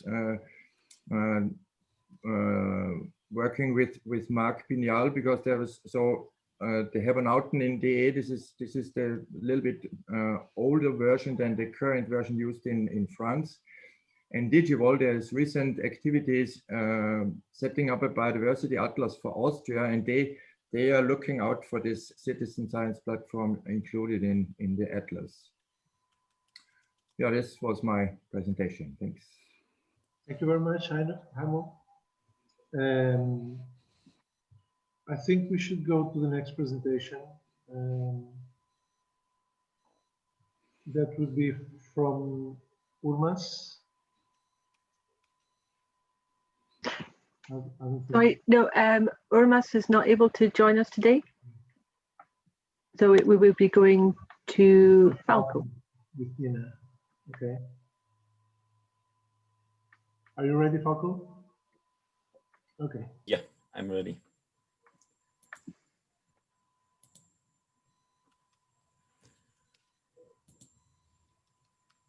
So, can you see my screen? Yes. Perfect. So, thanks for having me. My name is Falco Löckler. I'm the head of the Department Science Data Management at the Natural History Museum in Berlin. And I'm going to present the DINA environment. So I'm going to talk about open source tools and services for natural history collections and research in connection to the crowdsourcing aspects. So just in a nutshell, what is DINA? DINA is a consortium on digital information systems and services for natural history institutions, with the vision to provide museum staff with efficient tools to support the handling and digitization of collections, which includes also the digitization with the help of citizens or crowdsourcing aspects, and to enable the research community to work with the collections in a more effective way, which would also address the validation of crowdsourced data. The overarching goal is to produce an open source web-based software environment for the management of natural history data. And this environment should be developed and maintained in a community-driven approach by several large institutions with dedicated resources to do this development and maintenance. So just briefly, the DINA consortium has several members. So associated members share the vision and the expertise. They share the same interests, and they support common activities towards this goal. And the DINA core members actually are additionally in charge of the actual development of this environment. So when it comes to the development of the data model, the software components, but also, and this is the main point in my talk today, also guidelines for doing the software development for such a system in natural history collections. So if you would like to know more about the DINA approach and the consortium and how to join, please visit the website dina-project.net. But now, why do we do this effort of open source development, and why do DINA exist? So in the natural history institutions, we have actually a broad community, which includes, of course, the curators and researchers, other public organizations. Most of the institutions are public organizations. And when it comes to crowdsourcing, it's very important that we are coping with citizen scientists and interested enthusiasts, so amateur biologists, but also when it comes to data validation and the development of systems, we are coping with data facilitators, data curators, software developers, and database and system administrators. And having said that, actually in the broader landscape of collection management systems, we are facing, due to the different stakeholders in different projects, and the landscape is quite diverse. We actually have several challenges. So there are different requirements of the stakeholders, and the funding is different. So there are different resources for different purposes and slightly different agendas. And this leads actually to redundancy in development efforts. If I want to set up a digitization workflow, this would be for my institution very specific to my institution's software environment, and the resources are only dedicated for that. And in other projects, other institutions, this is the same. And so in the broader landscape, if we compare these approaches, it leads to redundancy. And actually, there is no system that can cope with all these different challenges at once. And so one system as a one-size-fits-all solution does not exist, actually. But there are different tools addressing specific requirements. And so we might want to align these existing tools, and we might want to make them interoperable. And this is what DINA actually tries to do. So just imagine we had a monolithic collection management system. We would include concepts for determination, history, for storage, for the specimen attributes, different preparations, collection events, and several other things. But of course, there is research data attached to the collection objects. There are publications, different project metadata, people metadata, loans and visits, and of course, at a certain point, there is also the data enrichment, which would be, for example, crowdsourced data from transcription projects. So, as you can imagine, this would, if we would like to cover all of these different things, we need to extend our data model hugely, and this is actually not manageable in just a single system. So DINA is actually approaching an environment of linked components. So the alternative view on what I've just shown would be that we have a core collection management system with the core information, but then we attach, with the help of programming interfaces, web APIs, we attach different parts like research data separately. So there is a connection between the data, but actually the data lives in separate components which have a dedicated purpose, like for research data, additional information, or for example, also data coming from transcriptions. So it's all about interoperability of software components and the APIs that would be the glue between those components. They should be harmonized and aligned in order to allow interoperability. And that's what the DINA guidelines are all about, especially the web API guidelines, where we are trying to achieve this harmonization. So on top of this technical infrastructure, there could be very specific user interfaces, like I show here just from a demo page, the user interface for collection management, which would be just one purpose, but of course there should be for different research purposes or for different domains within the natural history collections. Could be different user interfaces, but underneath there would be this system of linked components.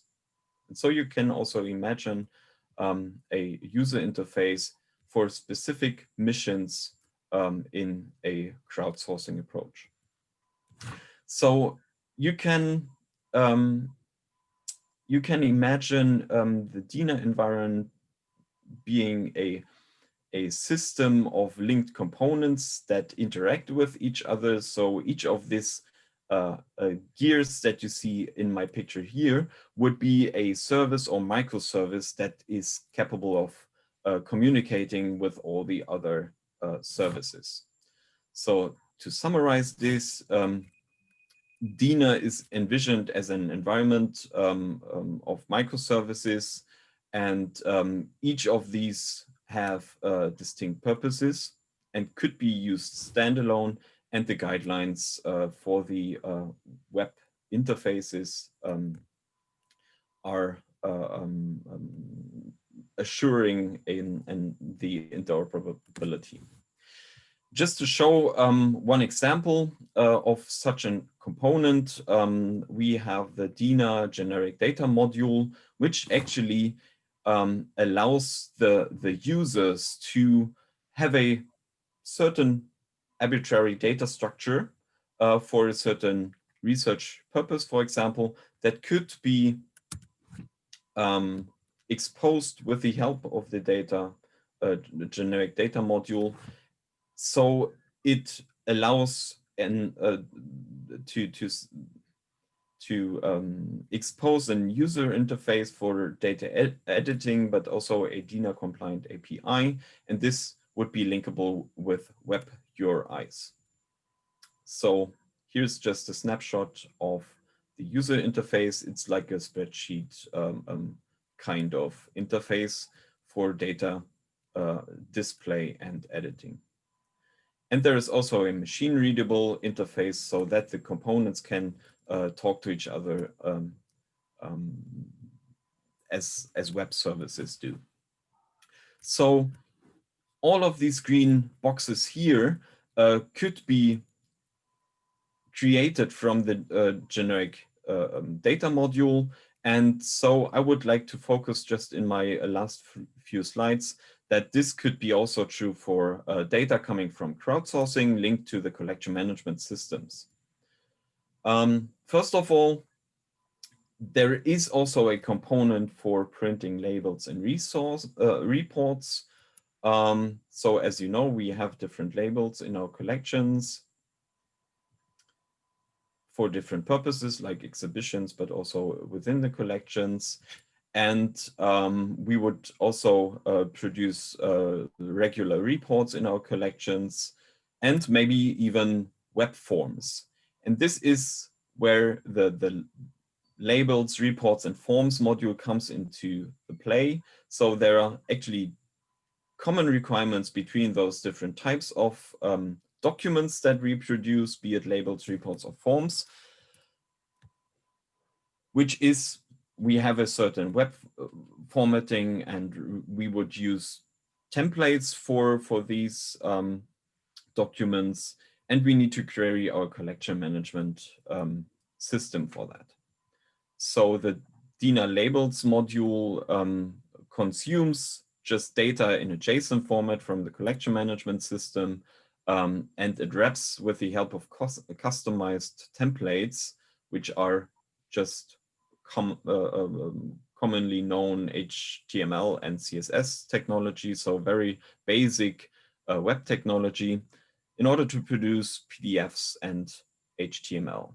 And I would like to focus on the HTML part here, because these HTML products coming out of the DINA labels module could also be used as arbitrary web forms for crowdsourcing activities. Having presented those both components, I would just like to show the approach within the DINA environment, the potential crowdsourcing approach in the DINA environment with the help of these two existing components.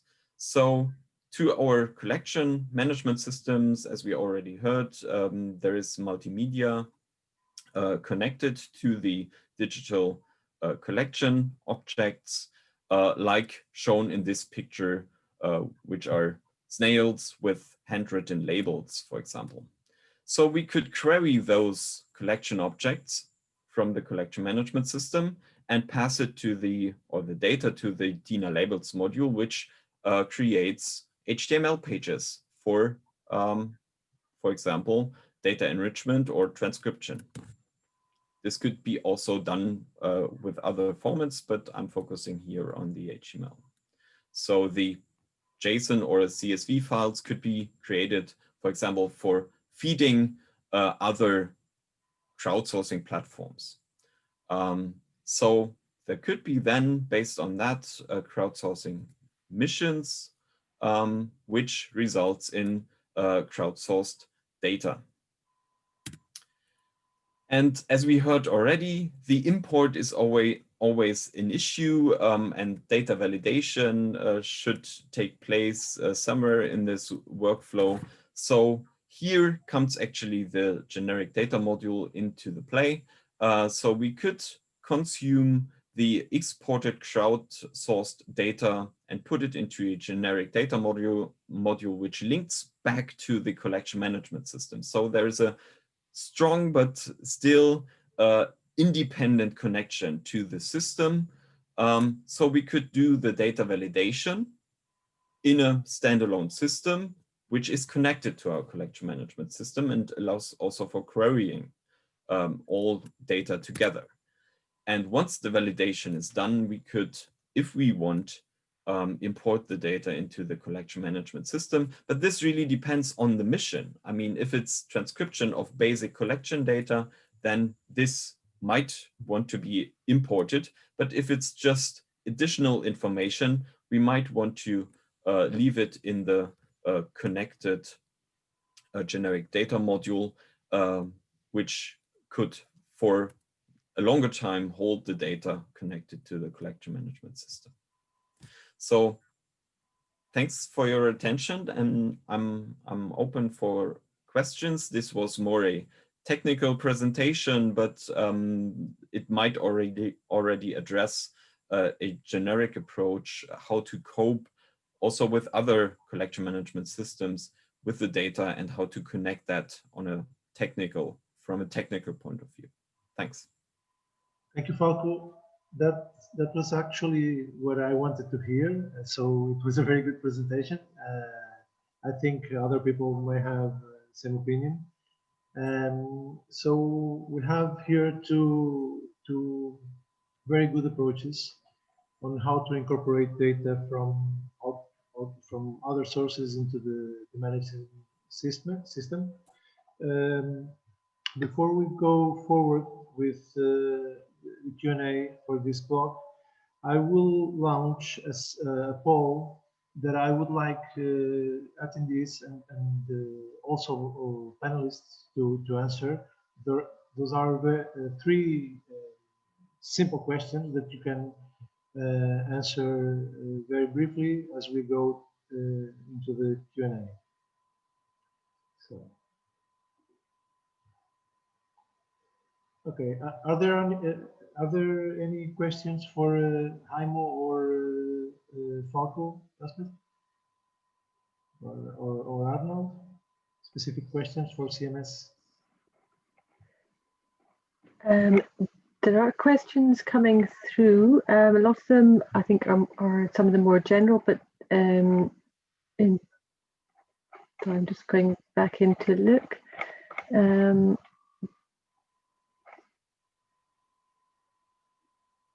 I think there was a question about just having a look.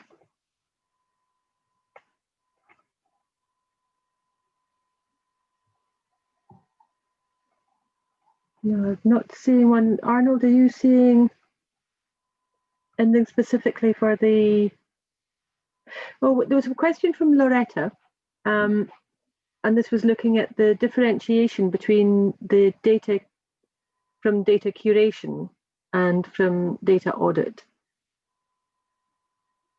And I think I'd be interested to hear if Heimo from the CMS side, so basically from Heimo and Falco, do you make a differentiation between these? From my point, it's maybe a little bit a difficult question, in respect of So project-wise, of course, we do data audit, but since we don't have much of our collections data in the CMS already, we cannot do a complete audit. And what we often have to do is to go back to make the data fit. So some of the data are complete with coordinates, some are not, and from a certain group. So I don't know, there's now this Dianthus project in the synthesis virtual access calls. Some of our Dianthus have already been georeferenced. So we would need to go back to reference all of them again on a project basis. What we do is we log all the changes in the records. So who does what and what has been changed and what has been added.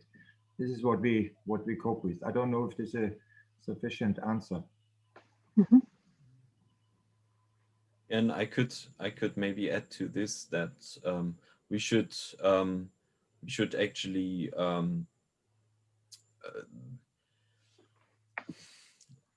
I would ask whether a data audit would be part of data curation.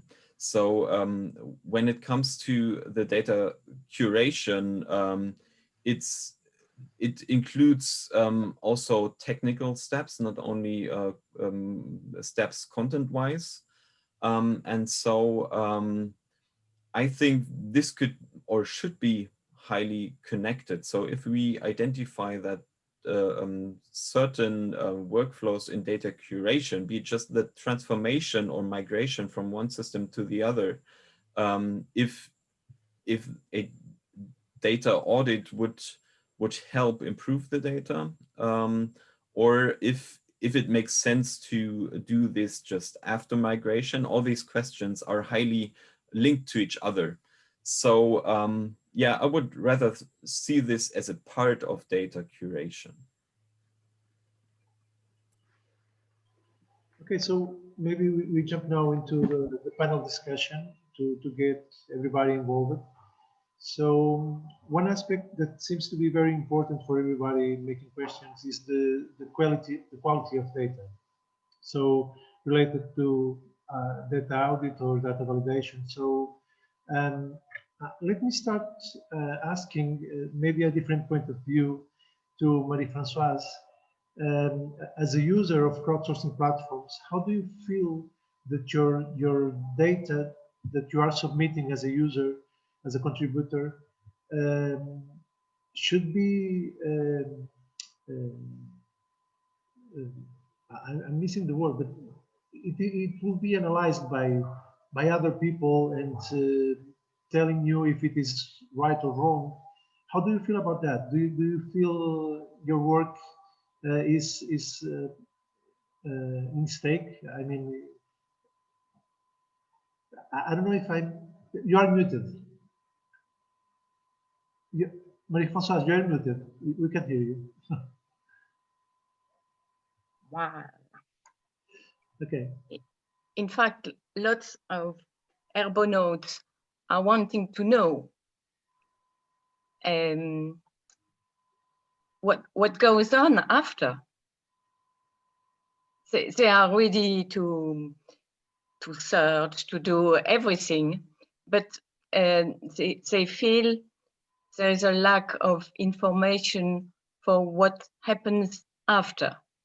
So they are ready to do whatever you like, but still, well, they carry on ignoring if there is for students. So, well, they know it is useful.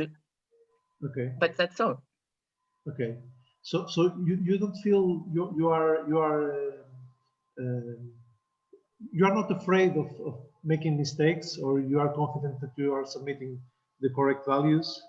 How do you feel about that? No, because we are communicating a lot. Okay. And that's a point I feel missing in Coimbra. As I already told you, I felt really lonely in Coimbra because I didn't know, I felt alone. Okay. In Berlin and in Paris. There's a lot of communication between people, and that's with disagreement and with change of mind. And it's very interesting. That is interesting because you learn all the time. In Coimbra, you don't learn. You just put what you understand, and you search a bit, but you don't know if it's a right answer or not. Okay. You see, last time with Sarepta, I am sure that the one who put Sarepta in Lebanon, if these people meet again Sarepta, will do it again. Yes. And it would be nice to know, oh, that wasn't the case because that and that, because on other labels, you had Sarepta associated with Volga. So you know, obviously, it's not Lebanon. Okay. You see, that's the communication. When you are wrong, you will not know. And if you will know, said, oh, well, yes, next time I won't do the mistake again. So you feel that having the opportunity to discuss the things with so other. I think the discussion is interesting. Yes. And because if you make a mistake, you will never know that it's a mistake if there is no someone to tell you. Okay. So I assume that from the users, from the contributor point of view, it is important to feel you have someone behind you giving you support and. Well, it's not behind you; it's next to you. Next to you, okay. Yes, okay. Thank you. Next to you, because they are searching one way and they find one solution. Yes. And maybe it's not yours. So why is this one better than mine? Okay. Then you discuss and then it helps, and that's why it's important, because you might reach a good level then. Okay. Okay. Okay. I will ask the same question, but from the other point of view, maybe to Paul, if he's still here. Maybe I don't think so. Are you still here, Paul? Yes. Okay. So maybe it was mentioned before, but how do you feel that the validation is important, and how the data that you get validated complies with the standards of your database system? And you're muted. So in terms of, do you mean delegation of the tasks to the validators? How we do that? No? So yeah. So we have already seen a bit of how do you do the validation, but when data gets validated, does it comply with your database standards, or do you need to make more changes? We need to make more changes depending. Usually, because we ask volunteers to transcribe the data as it's held on the label, and that doesn't necessarily mean it's going to meet the requirements of our database. So we then need to do things like standardize names, standardize locations. And the biggest problem we have, apart from removing duplicates, is when we want to import data to our database, if we want to retain collection events as consistent, if we can. So we need to match the records that we're importing to wherever possible collection events in the database, because that's what our collection managers want. Yes. And that's why one of my points in my talk was that the tension between the requirements of the collection managers and the collection and managing a collection, as opposed to what's best for managing data. For managing data, we want to make it nice and clean and standardize it, and have vocabularies and lookup lists and all that sort of stuff that really make it easy and easy to enter.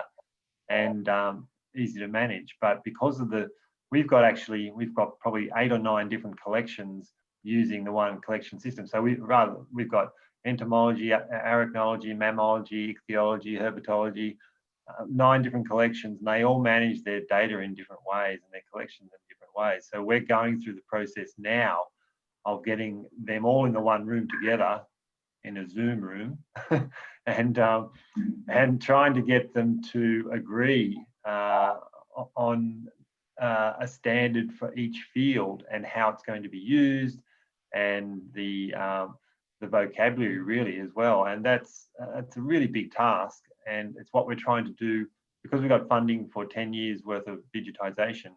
Before we start doing the digitization, we want to clean up our existing data so as our lookup lists can be consistent, and when we import data that we're matching to trying to remove as much duplication from our existing database as possible, and then retain that by trying to match wherever we can to existing records.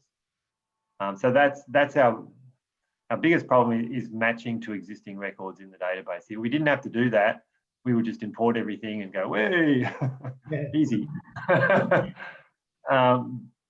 And I know there's different approaches by different institutions around the world, but the approach that our collection staff want and is to match where possible to existing collection events in particular. They're the particularly hard ones.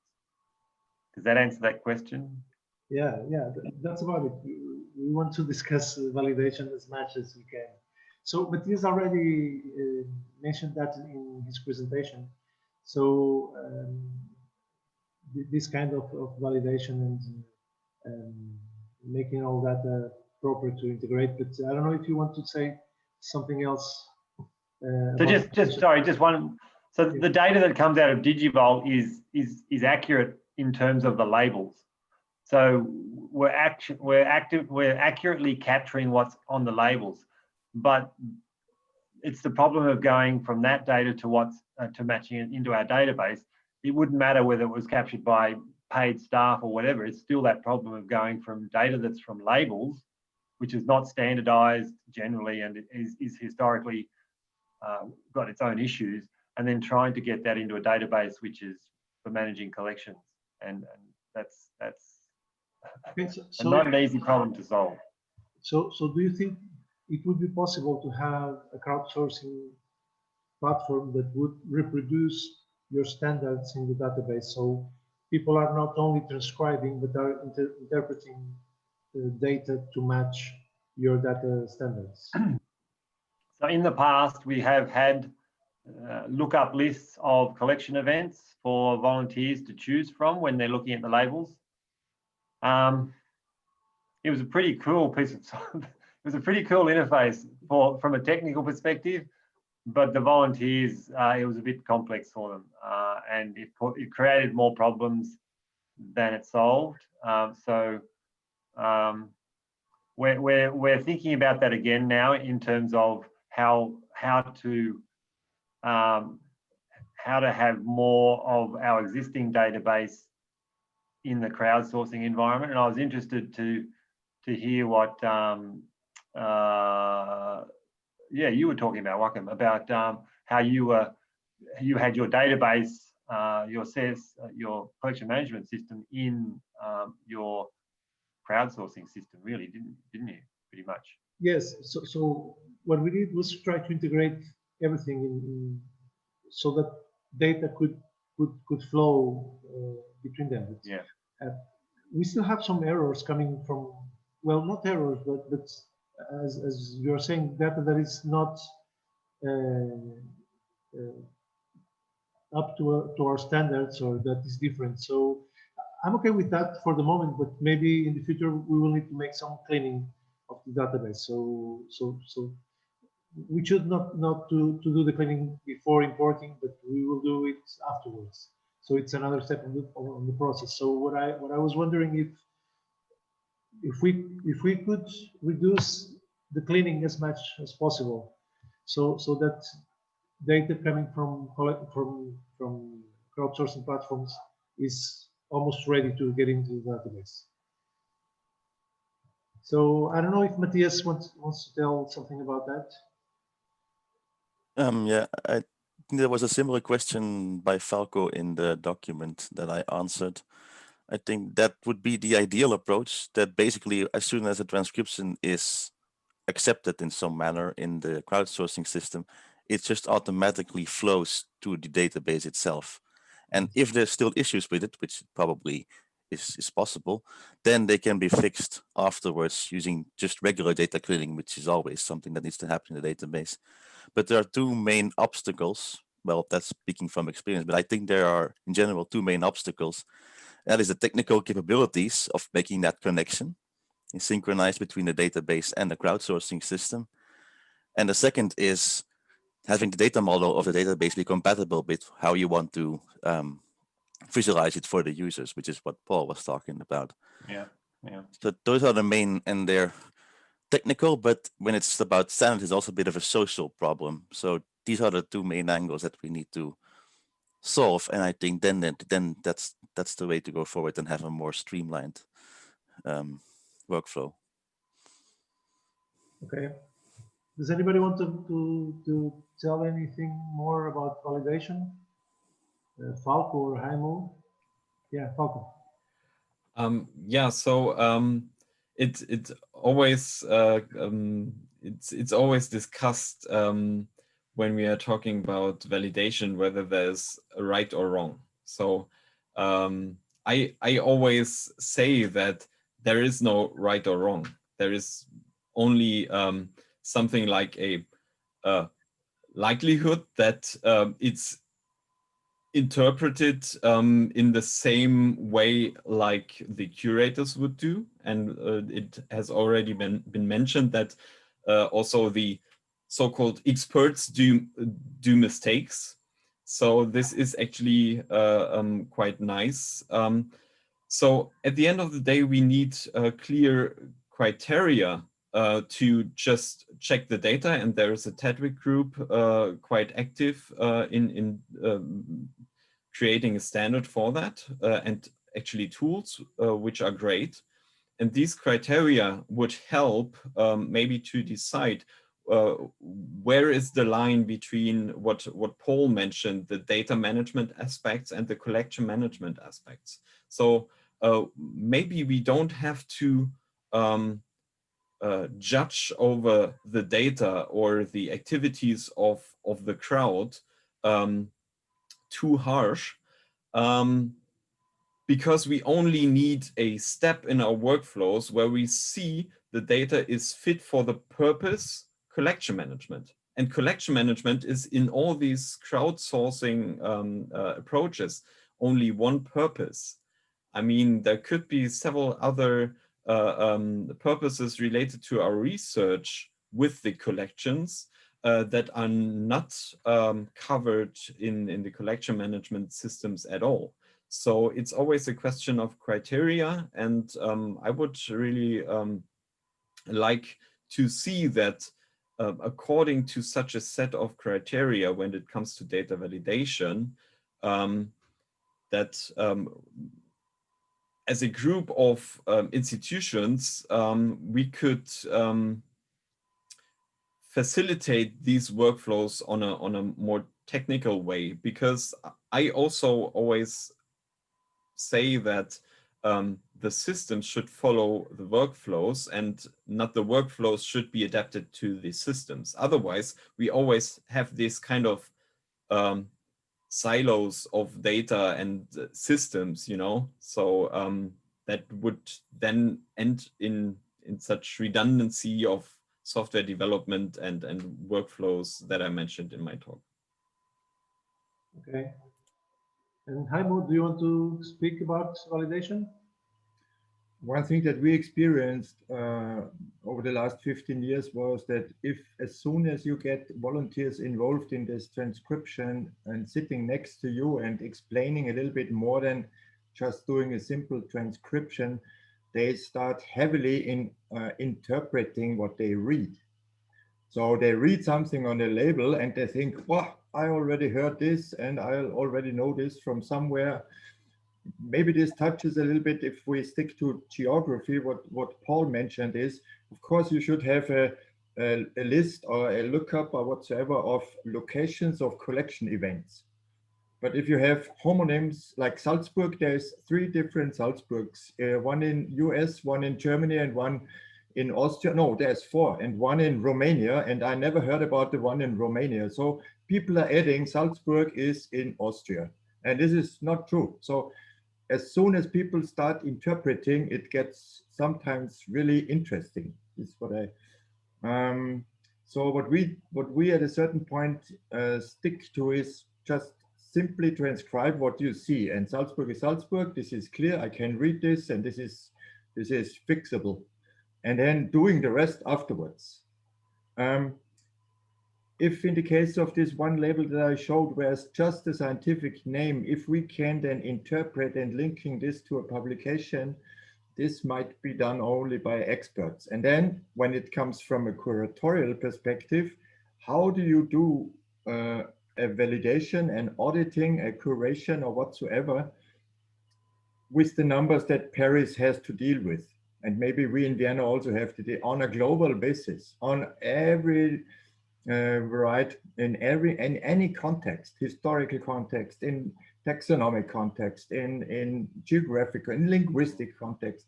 So how I would be interesting also to hear what Paris has, which methods to tackle this information, or like Portugal, no, with this ultramar activities. How do you deal with Angola and all these colonies? So how do you get a grip of this? And yeah. Well, I can tell you, we manage our collection trying to reproduce on the database what it is on the shelf. So we try to transcribe the old names, if you are talking about geography, and make a link to the new names of the cities. So this is a common thing. And our approach is always to try to represent the real objects into the database, making always a connection to the new information if it is available. So I don't know how Paris does it. I don't know if Marie-Françoise is able to say something about it. But I think it is a good thing that all people in the panel have the 2 perspectives. So the perspective of the collection management and also the perspective of the crowdsourcing information and transcribing. So it is good to have this wide vision. So if Marie-Françoise knows about how Paris does this kind of connections with old names and new names and management. We are using a lot collector's story, which help to know they were traveling there and then and during this and this date, and that's how we can do it. Again with Sarepta, Becker never went to Lebanon, and Klaus and Hohenacker, they went there. So for a new herbonaut, well, that's not important. When we have seen such a lot, we know right away, no, that can't be Lebanon. But there is always a little doubt. Then you search and say, no, of course, you can find more specimens with labels. In Sonra, we have quite a lot. So, and you find Sarepta with Volga. So obviously, but you know, young herbonauts, beginners, they don't search. They just take it. That Sarepta, first Sarepta they found in the list, they take it, and that's it. And we also have problems, for instance, in Indochine Française, because names have changed, and it's not obvious. The same, it's for Algeria. When you say Département Oran,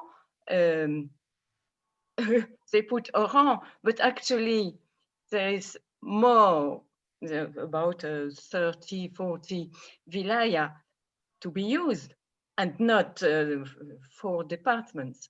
So it's always, you know, that's why I say we are always learning, because at first, well, you go Département Oran, well, obviously Oran. No, you have to look more. And when you say something, you always give a link. And one thing which is interesting, and we have it in Paris, and it works, let us say. They have it in Dierbonhoten in Berlin. It doesn't work. It's what we called Accès rapide, the Schnellsuche. Because with keyword, you know that you have crossed already that information, and that people have given something, some information to help. So that's very useful, very useful. Okay. But difficult to work 100% all the time, unfortunately. Okay, so we have here maybe different perspectives on volunteers should transcribe, or they should make interpretations of what is there. So we don't even look at the plant, I'm afraid. We just look at the label. Yeah. Paul, do you want to talk? Some herbonautes are more keen about botany, and I can understand, and they will say straight away, well, this one is the wrong one. That's not the proper name. Well, I would have just filled my labels and that's all. So yeah, so I see that people are very engaged into this kind of platforms. So Paul wants to talk about. I was just going to, I guess, make the point that if we've taken an image of a label, then we get the volunteers to transcribe the label as verbatim, and then also get them to interpret as best they can, which is what we do with Digivol. So you then have an image which you can go back to whenever. You've got the verbatim transcription, which you can keep in a notes field or whatever, and then you can have the interpretation, which should be, in theory, a value added to the verbatim. Then you've got 3 different. Well, you can always go back to the image as the source. You've also got the verbatim as a source. I'm in favour of asking volunteers to do a little bit of value add if possible, because many of them are very capable of researching, particularly around people, like Maria was saying, knowing when particular collectors are in particular areas and being able to improve data based on that, etc. So giving them the opportunity to contribute more, I think, can often be quite useful. Okay. So maybe we should move on from validation to other subjects. I don't know, Elspeth, from those questions that you have for the panel. So I think I've been putting some topics into the shared document, because I think there are sort of like fairly clear topics coming out of the questions that people have been asking as well. Pardon me. I know that Solomon Gilbert has been putting a lot of discussion into the document, which is great. And some of what he's talked about is I think has been covered to some extent in the discussion that we've had just now. But he is asking about in some ways the trade-off between the data richness and accuracy and speed, given that the more rich the data are, the more chance for error. So I think that's partially been covered by what we've been discussing with the validation. The other topics, I guess, are the use of controlled vocabularies and lookup tables, and how close the system is. It's come up a little bit, is how close the link is between the data being captured in the crowdsourcing platform and the data in the CMS. So something that has come up, I think, quite a lot is being able to link to existing records and data in the CMS, and the separation of the crowdsourcing platform, and that relationship, I think, is coming up. Okay.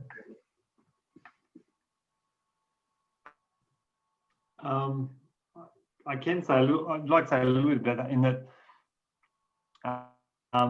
I guess the end point of that is that each institution would have a crowdsourcing platform linked to their CMS, which allowed people to capture data directly into their CMS from the labels, which is a nice concept in theory. But the thing with crowdsourcing platforms, when you run a crowdsourcing platform, you realize it's not just about putting a label up there and then a rough form which people can put stuff into. There's a whole management of volunteers process, there's engagement, there's feedback, there's promotion, there's having an interface which is enjoyable to use and easy to use. It's an expertise in itself, crowdsourcing. So and linking every single database to a crowdsourcing platform seems problematic to me as well. So I'm not quite sure how we overcome that linking of a crowdsourcing platform to an institutional database. And then there kind of needs to be a halfway house somewhere there, where there's a bit of interpretation, a bit of I guess mapping of the institutional data model to the crowdsourcing data model. Just putting that out there, is I don't know what that halfway house looks like, but at the moment it's just a CSV file. But maybe it needs to be something more sophisticated, like Falco was talking about, in having something a bit more that could be used by multiple institutions and by the crowdsourcing platform or multiple crowdsourcing platforms. Okay, let me bring up some here question posted by Verena Renozzi, and I think it goes towards what some of the attendees are wanting to hear is, if I have a collection and I want to do a crowdsourcing project, which platforms can I use that are free to use? So I will start to answer by the platform we developed at Coimbra. It is not available for other collections yet. We are planning to do it from January on, and make it open access. I mean, free software that you can even modify yourself. So it is not yet in that stage, so it is not possible now, but maybe the other platforms is ready. I know that Les Aponautes is available on GitHub, and I think Digivol is also. Do you want to talk about that? Is your platform available? Sure. Yeah. So Digivol is freely available for use if you're using an existing template, and we've got a range of existing templates, so it usually meets the needs of area or insect collections or whatever. It's a matter of then contacting us, requesting to use the site. We can then provide access, and you then manage your own project through Digivol, create your own tutorials, manage your own volunteers. So it's a free system which is focused around, I guess, scale. The more institutions and the more projects we have up there, the bigger the community grows, and it's kind of the size makes it more productive, and means that as an institution, if you don't have a project up for a while, you don't lose all your volunteers, because your volunteers go to another institution and come back when you've got more projects up there. So you host it yourself, the project. So it is hosted by you. So yeah, what happens is you register with us. We give you access to the system, load your images, and you manage your volunteers and your projects yourself. We provide you with support in doing that, and we help you with training and understanding what's required. but we then give you the ability to control your own projects on our site. Okay, what about do that, Matthias? So yeah, Do That is hosted at the Garden, and we have collaborated with other institutions that provided projects. But generally, after a first pilot project, we do ask a small fee for people who want to make use of the platform. The code is a port from Digival and is also available on GitHub, but it's come to my understanding that it's not so straightforward to deploy it yourself. There's been some issues with that, which we're looking to resolve, but that has not yet happened. Okay, so let me tell attendees that next week we are having other crowdsourcing platforms like Notes from Nature. So there might be other possibilities other than the ones that we are talking today. I don't know, Jaimo, I'd like to ask you what kind of crowdsourcing do you use, or if you use? I see that your system is very capable of importing data. What kind of crowdsourcing do you use? You showed the Argonaut. As I said in my presentation, is we have this direct entry into the system as one part, and on a file basis we have this importing stuff. But this is simply too slow. What I also see a little bit at the moment is there is a necessity to a certain extent of having a regional user base transcribing your labels. And I'm not clear yet about this. So this project that we, or the two projects that we did with DoDat is the labels in Austria, maybe they are a little bit not so clean with respect to the Belgian materials, because Austrians maybe in the history were a little bit less engaged in giving really thorough information on the labels, or actually this also changed over time. So when you have, I don't know, 200-year-old labels, there's almost no information on it, or maybe even information that's not so important.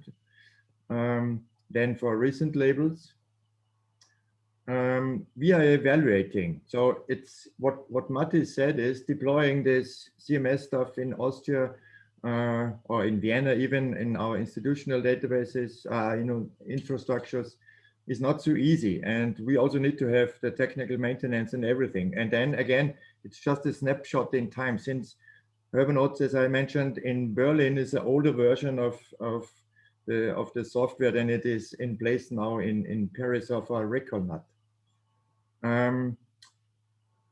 There was a digitalization project at the Natural History Museum, and they wanted to set up a platform on their own. And I'm not really so clear. I'm much more with the concept of DINA, that we should identify something that we could use collaboratively, because it's very much binding, or it's capturing our time to make up our minds what we really want, and much of what we really want we also have, everybody of us has in common, obviously. So yeah, it's this distinction between regionality or even local adaptations of something that's out there. So like, for instance, the translation of the English version of Digital into Dutch and French, and the translation of Urbanotes into German, and blah, blah. So this is all multiple efforts. And I'm a little bit afraid at the moment that we cannot, human resource wise, we cannot deal with all these aspects ourselves. So there must be a strong emphasis in doing things jointly. Okay, perfect. What I see is you put also much effort in this Coimbra stuff, but on the basis of Specify 6, which is outdated already. It's not deprecated, but it's outdated. So yeah, this is my biggest concerns with respect to the big amounts of data we would have if we digitize everything. Yeah, if it's into the millions. Then... I agree with you. So if we can join efforts to have something that everybody can use, the better. Maybe bring Falco again into the conversation, because you have this modular system that you can import data. It seems very promising. Do you have it in production already, or is it in beta test mode? Well, there are different components still under development. These components that I presented that could help in crowdsourcing approaches, there are in beta testing. They are available on the on GitHub, and so they can be used. But of course, there are still things that we want to improve.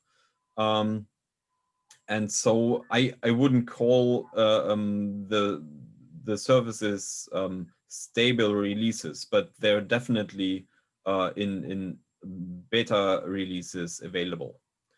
And so I mean, I just again want to emphasize that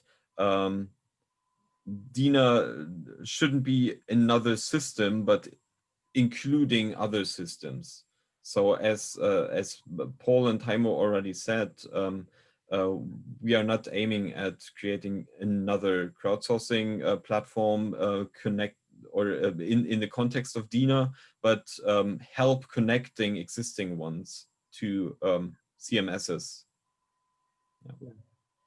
So there seems to be an agreement of all the people here to join efforts and try to have modular platforms that can interact together. I don't know, Elspeth, if there is something that we should address before we close the session. I mean, one question that has come up, and I think just as we're just coming to a close, is looking at some of the ethical issues of the work that we're doing here with crowdsourcing, and maybe some of the panelists would like to comment on that. Certainly in terms of crowdsourcing, we need to be careful around privacy of the volunteers, and that's become more of an issue, I suppose you'd say, in the last couple of years, but it's very important now. Things like acknowledgement of volunteers as well is very important for keeping them interested and contributing. So they're the two main areas I'm thinking. Privacy is particularly important, and having clear privacy statements on a crowdsourcing platform to make sure people understand that their privacy is being protected and what is allowed and what's not allowed, and also terms of use of the website. So they respect each other and there's no inappropriate use of the website, or particularly when there's a forum. In websites like crowdsourcing websites with forums, it's very important that people abide by terms of use, etc., that protect themselves and others. That's all I've got to say, I think.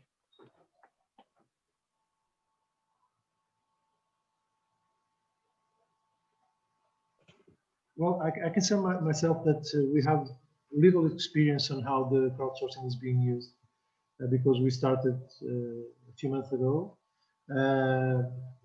It seems promising to us, but we have not analyzed all the data yet, so it is in a first stage. I cannot tell much about it.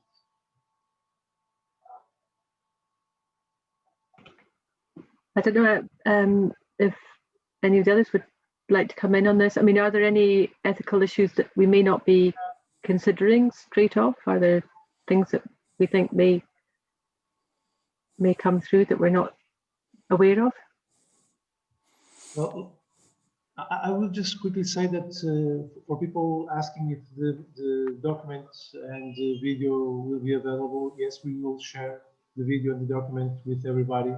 So the shared document will still be available for the panelists to write their answers and for people to read and surely to make more answers. So this is a first stage into a more wider work. So I don't know if somebody wants to bring something more. I will close not the session. I will close the poll and share the results with you. So I believe you can see now the answers. So There are about 60% of the attendees that are not running crowdsourcing projects yet, and some of them are planning to run, and they need to figure out how. And some of them are just here to know what is happening. They have no intention to run a crowdsourcing project, but some of them would like also to have crowdsourcing projects for the institutions. So I see that almost 60% have already contributed to crowdsourcing projects, and 40% haven't. So I would recommend for people that want to start a crowdsourcing project to try to contribute themselves to get the feeling of that. And well, is there someone that wants to say something else before we close the session?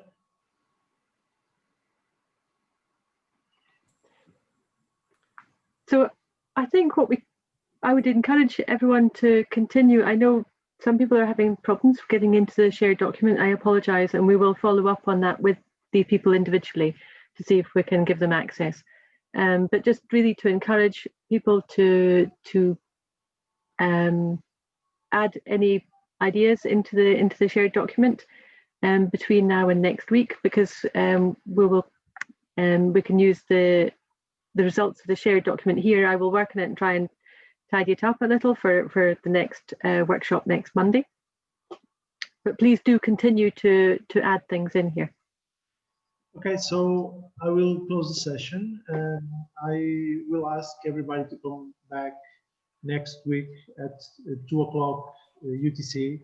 An alert should be made, because when we launched the registration, the time was not properly set up in the Zoom platform. So it said 4 o'clock UTC. It is 2 o'clock UTC. Please check on that. And we would love to have everyone who was here today to come back next week. The panelists are not presenting again, but they can join the discussion, of course. And we want to make this, everybody can feel free to express their opinion and share the knowledge. So hope to see you next week. I will close the session now, and we will keep in touch with more information. Thank you very much to all the Thanks, panelists. Elspeth. Thanks, Joachim. Yeah, thank you to all the panelists and thank you. Joachim and Arnold. Thank you. Bye, everybody. Thank you. Bye. Bye. Be safe. Bye-bye.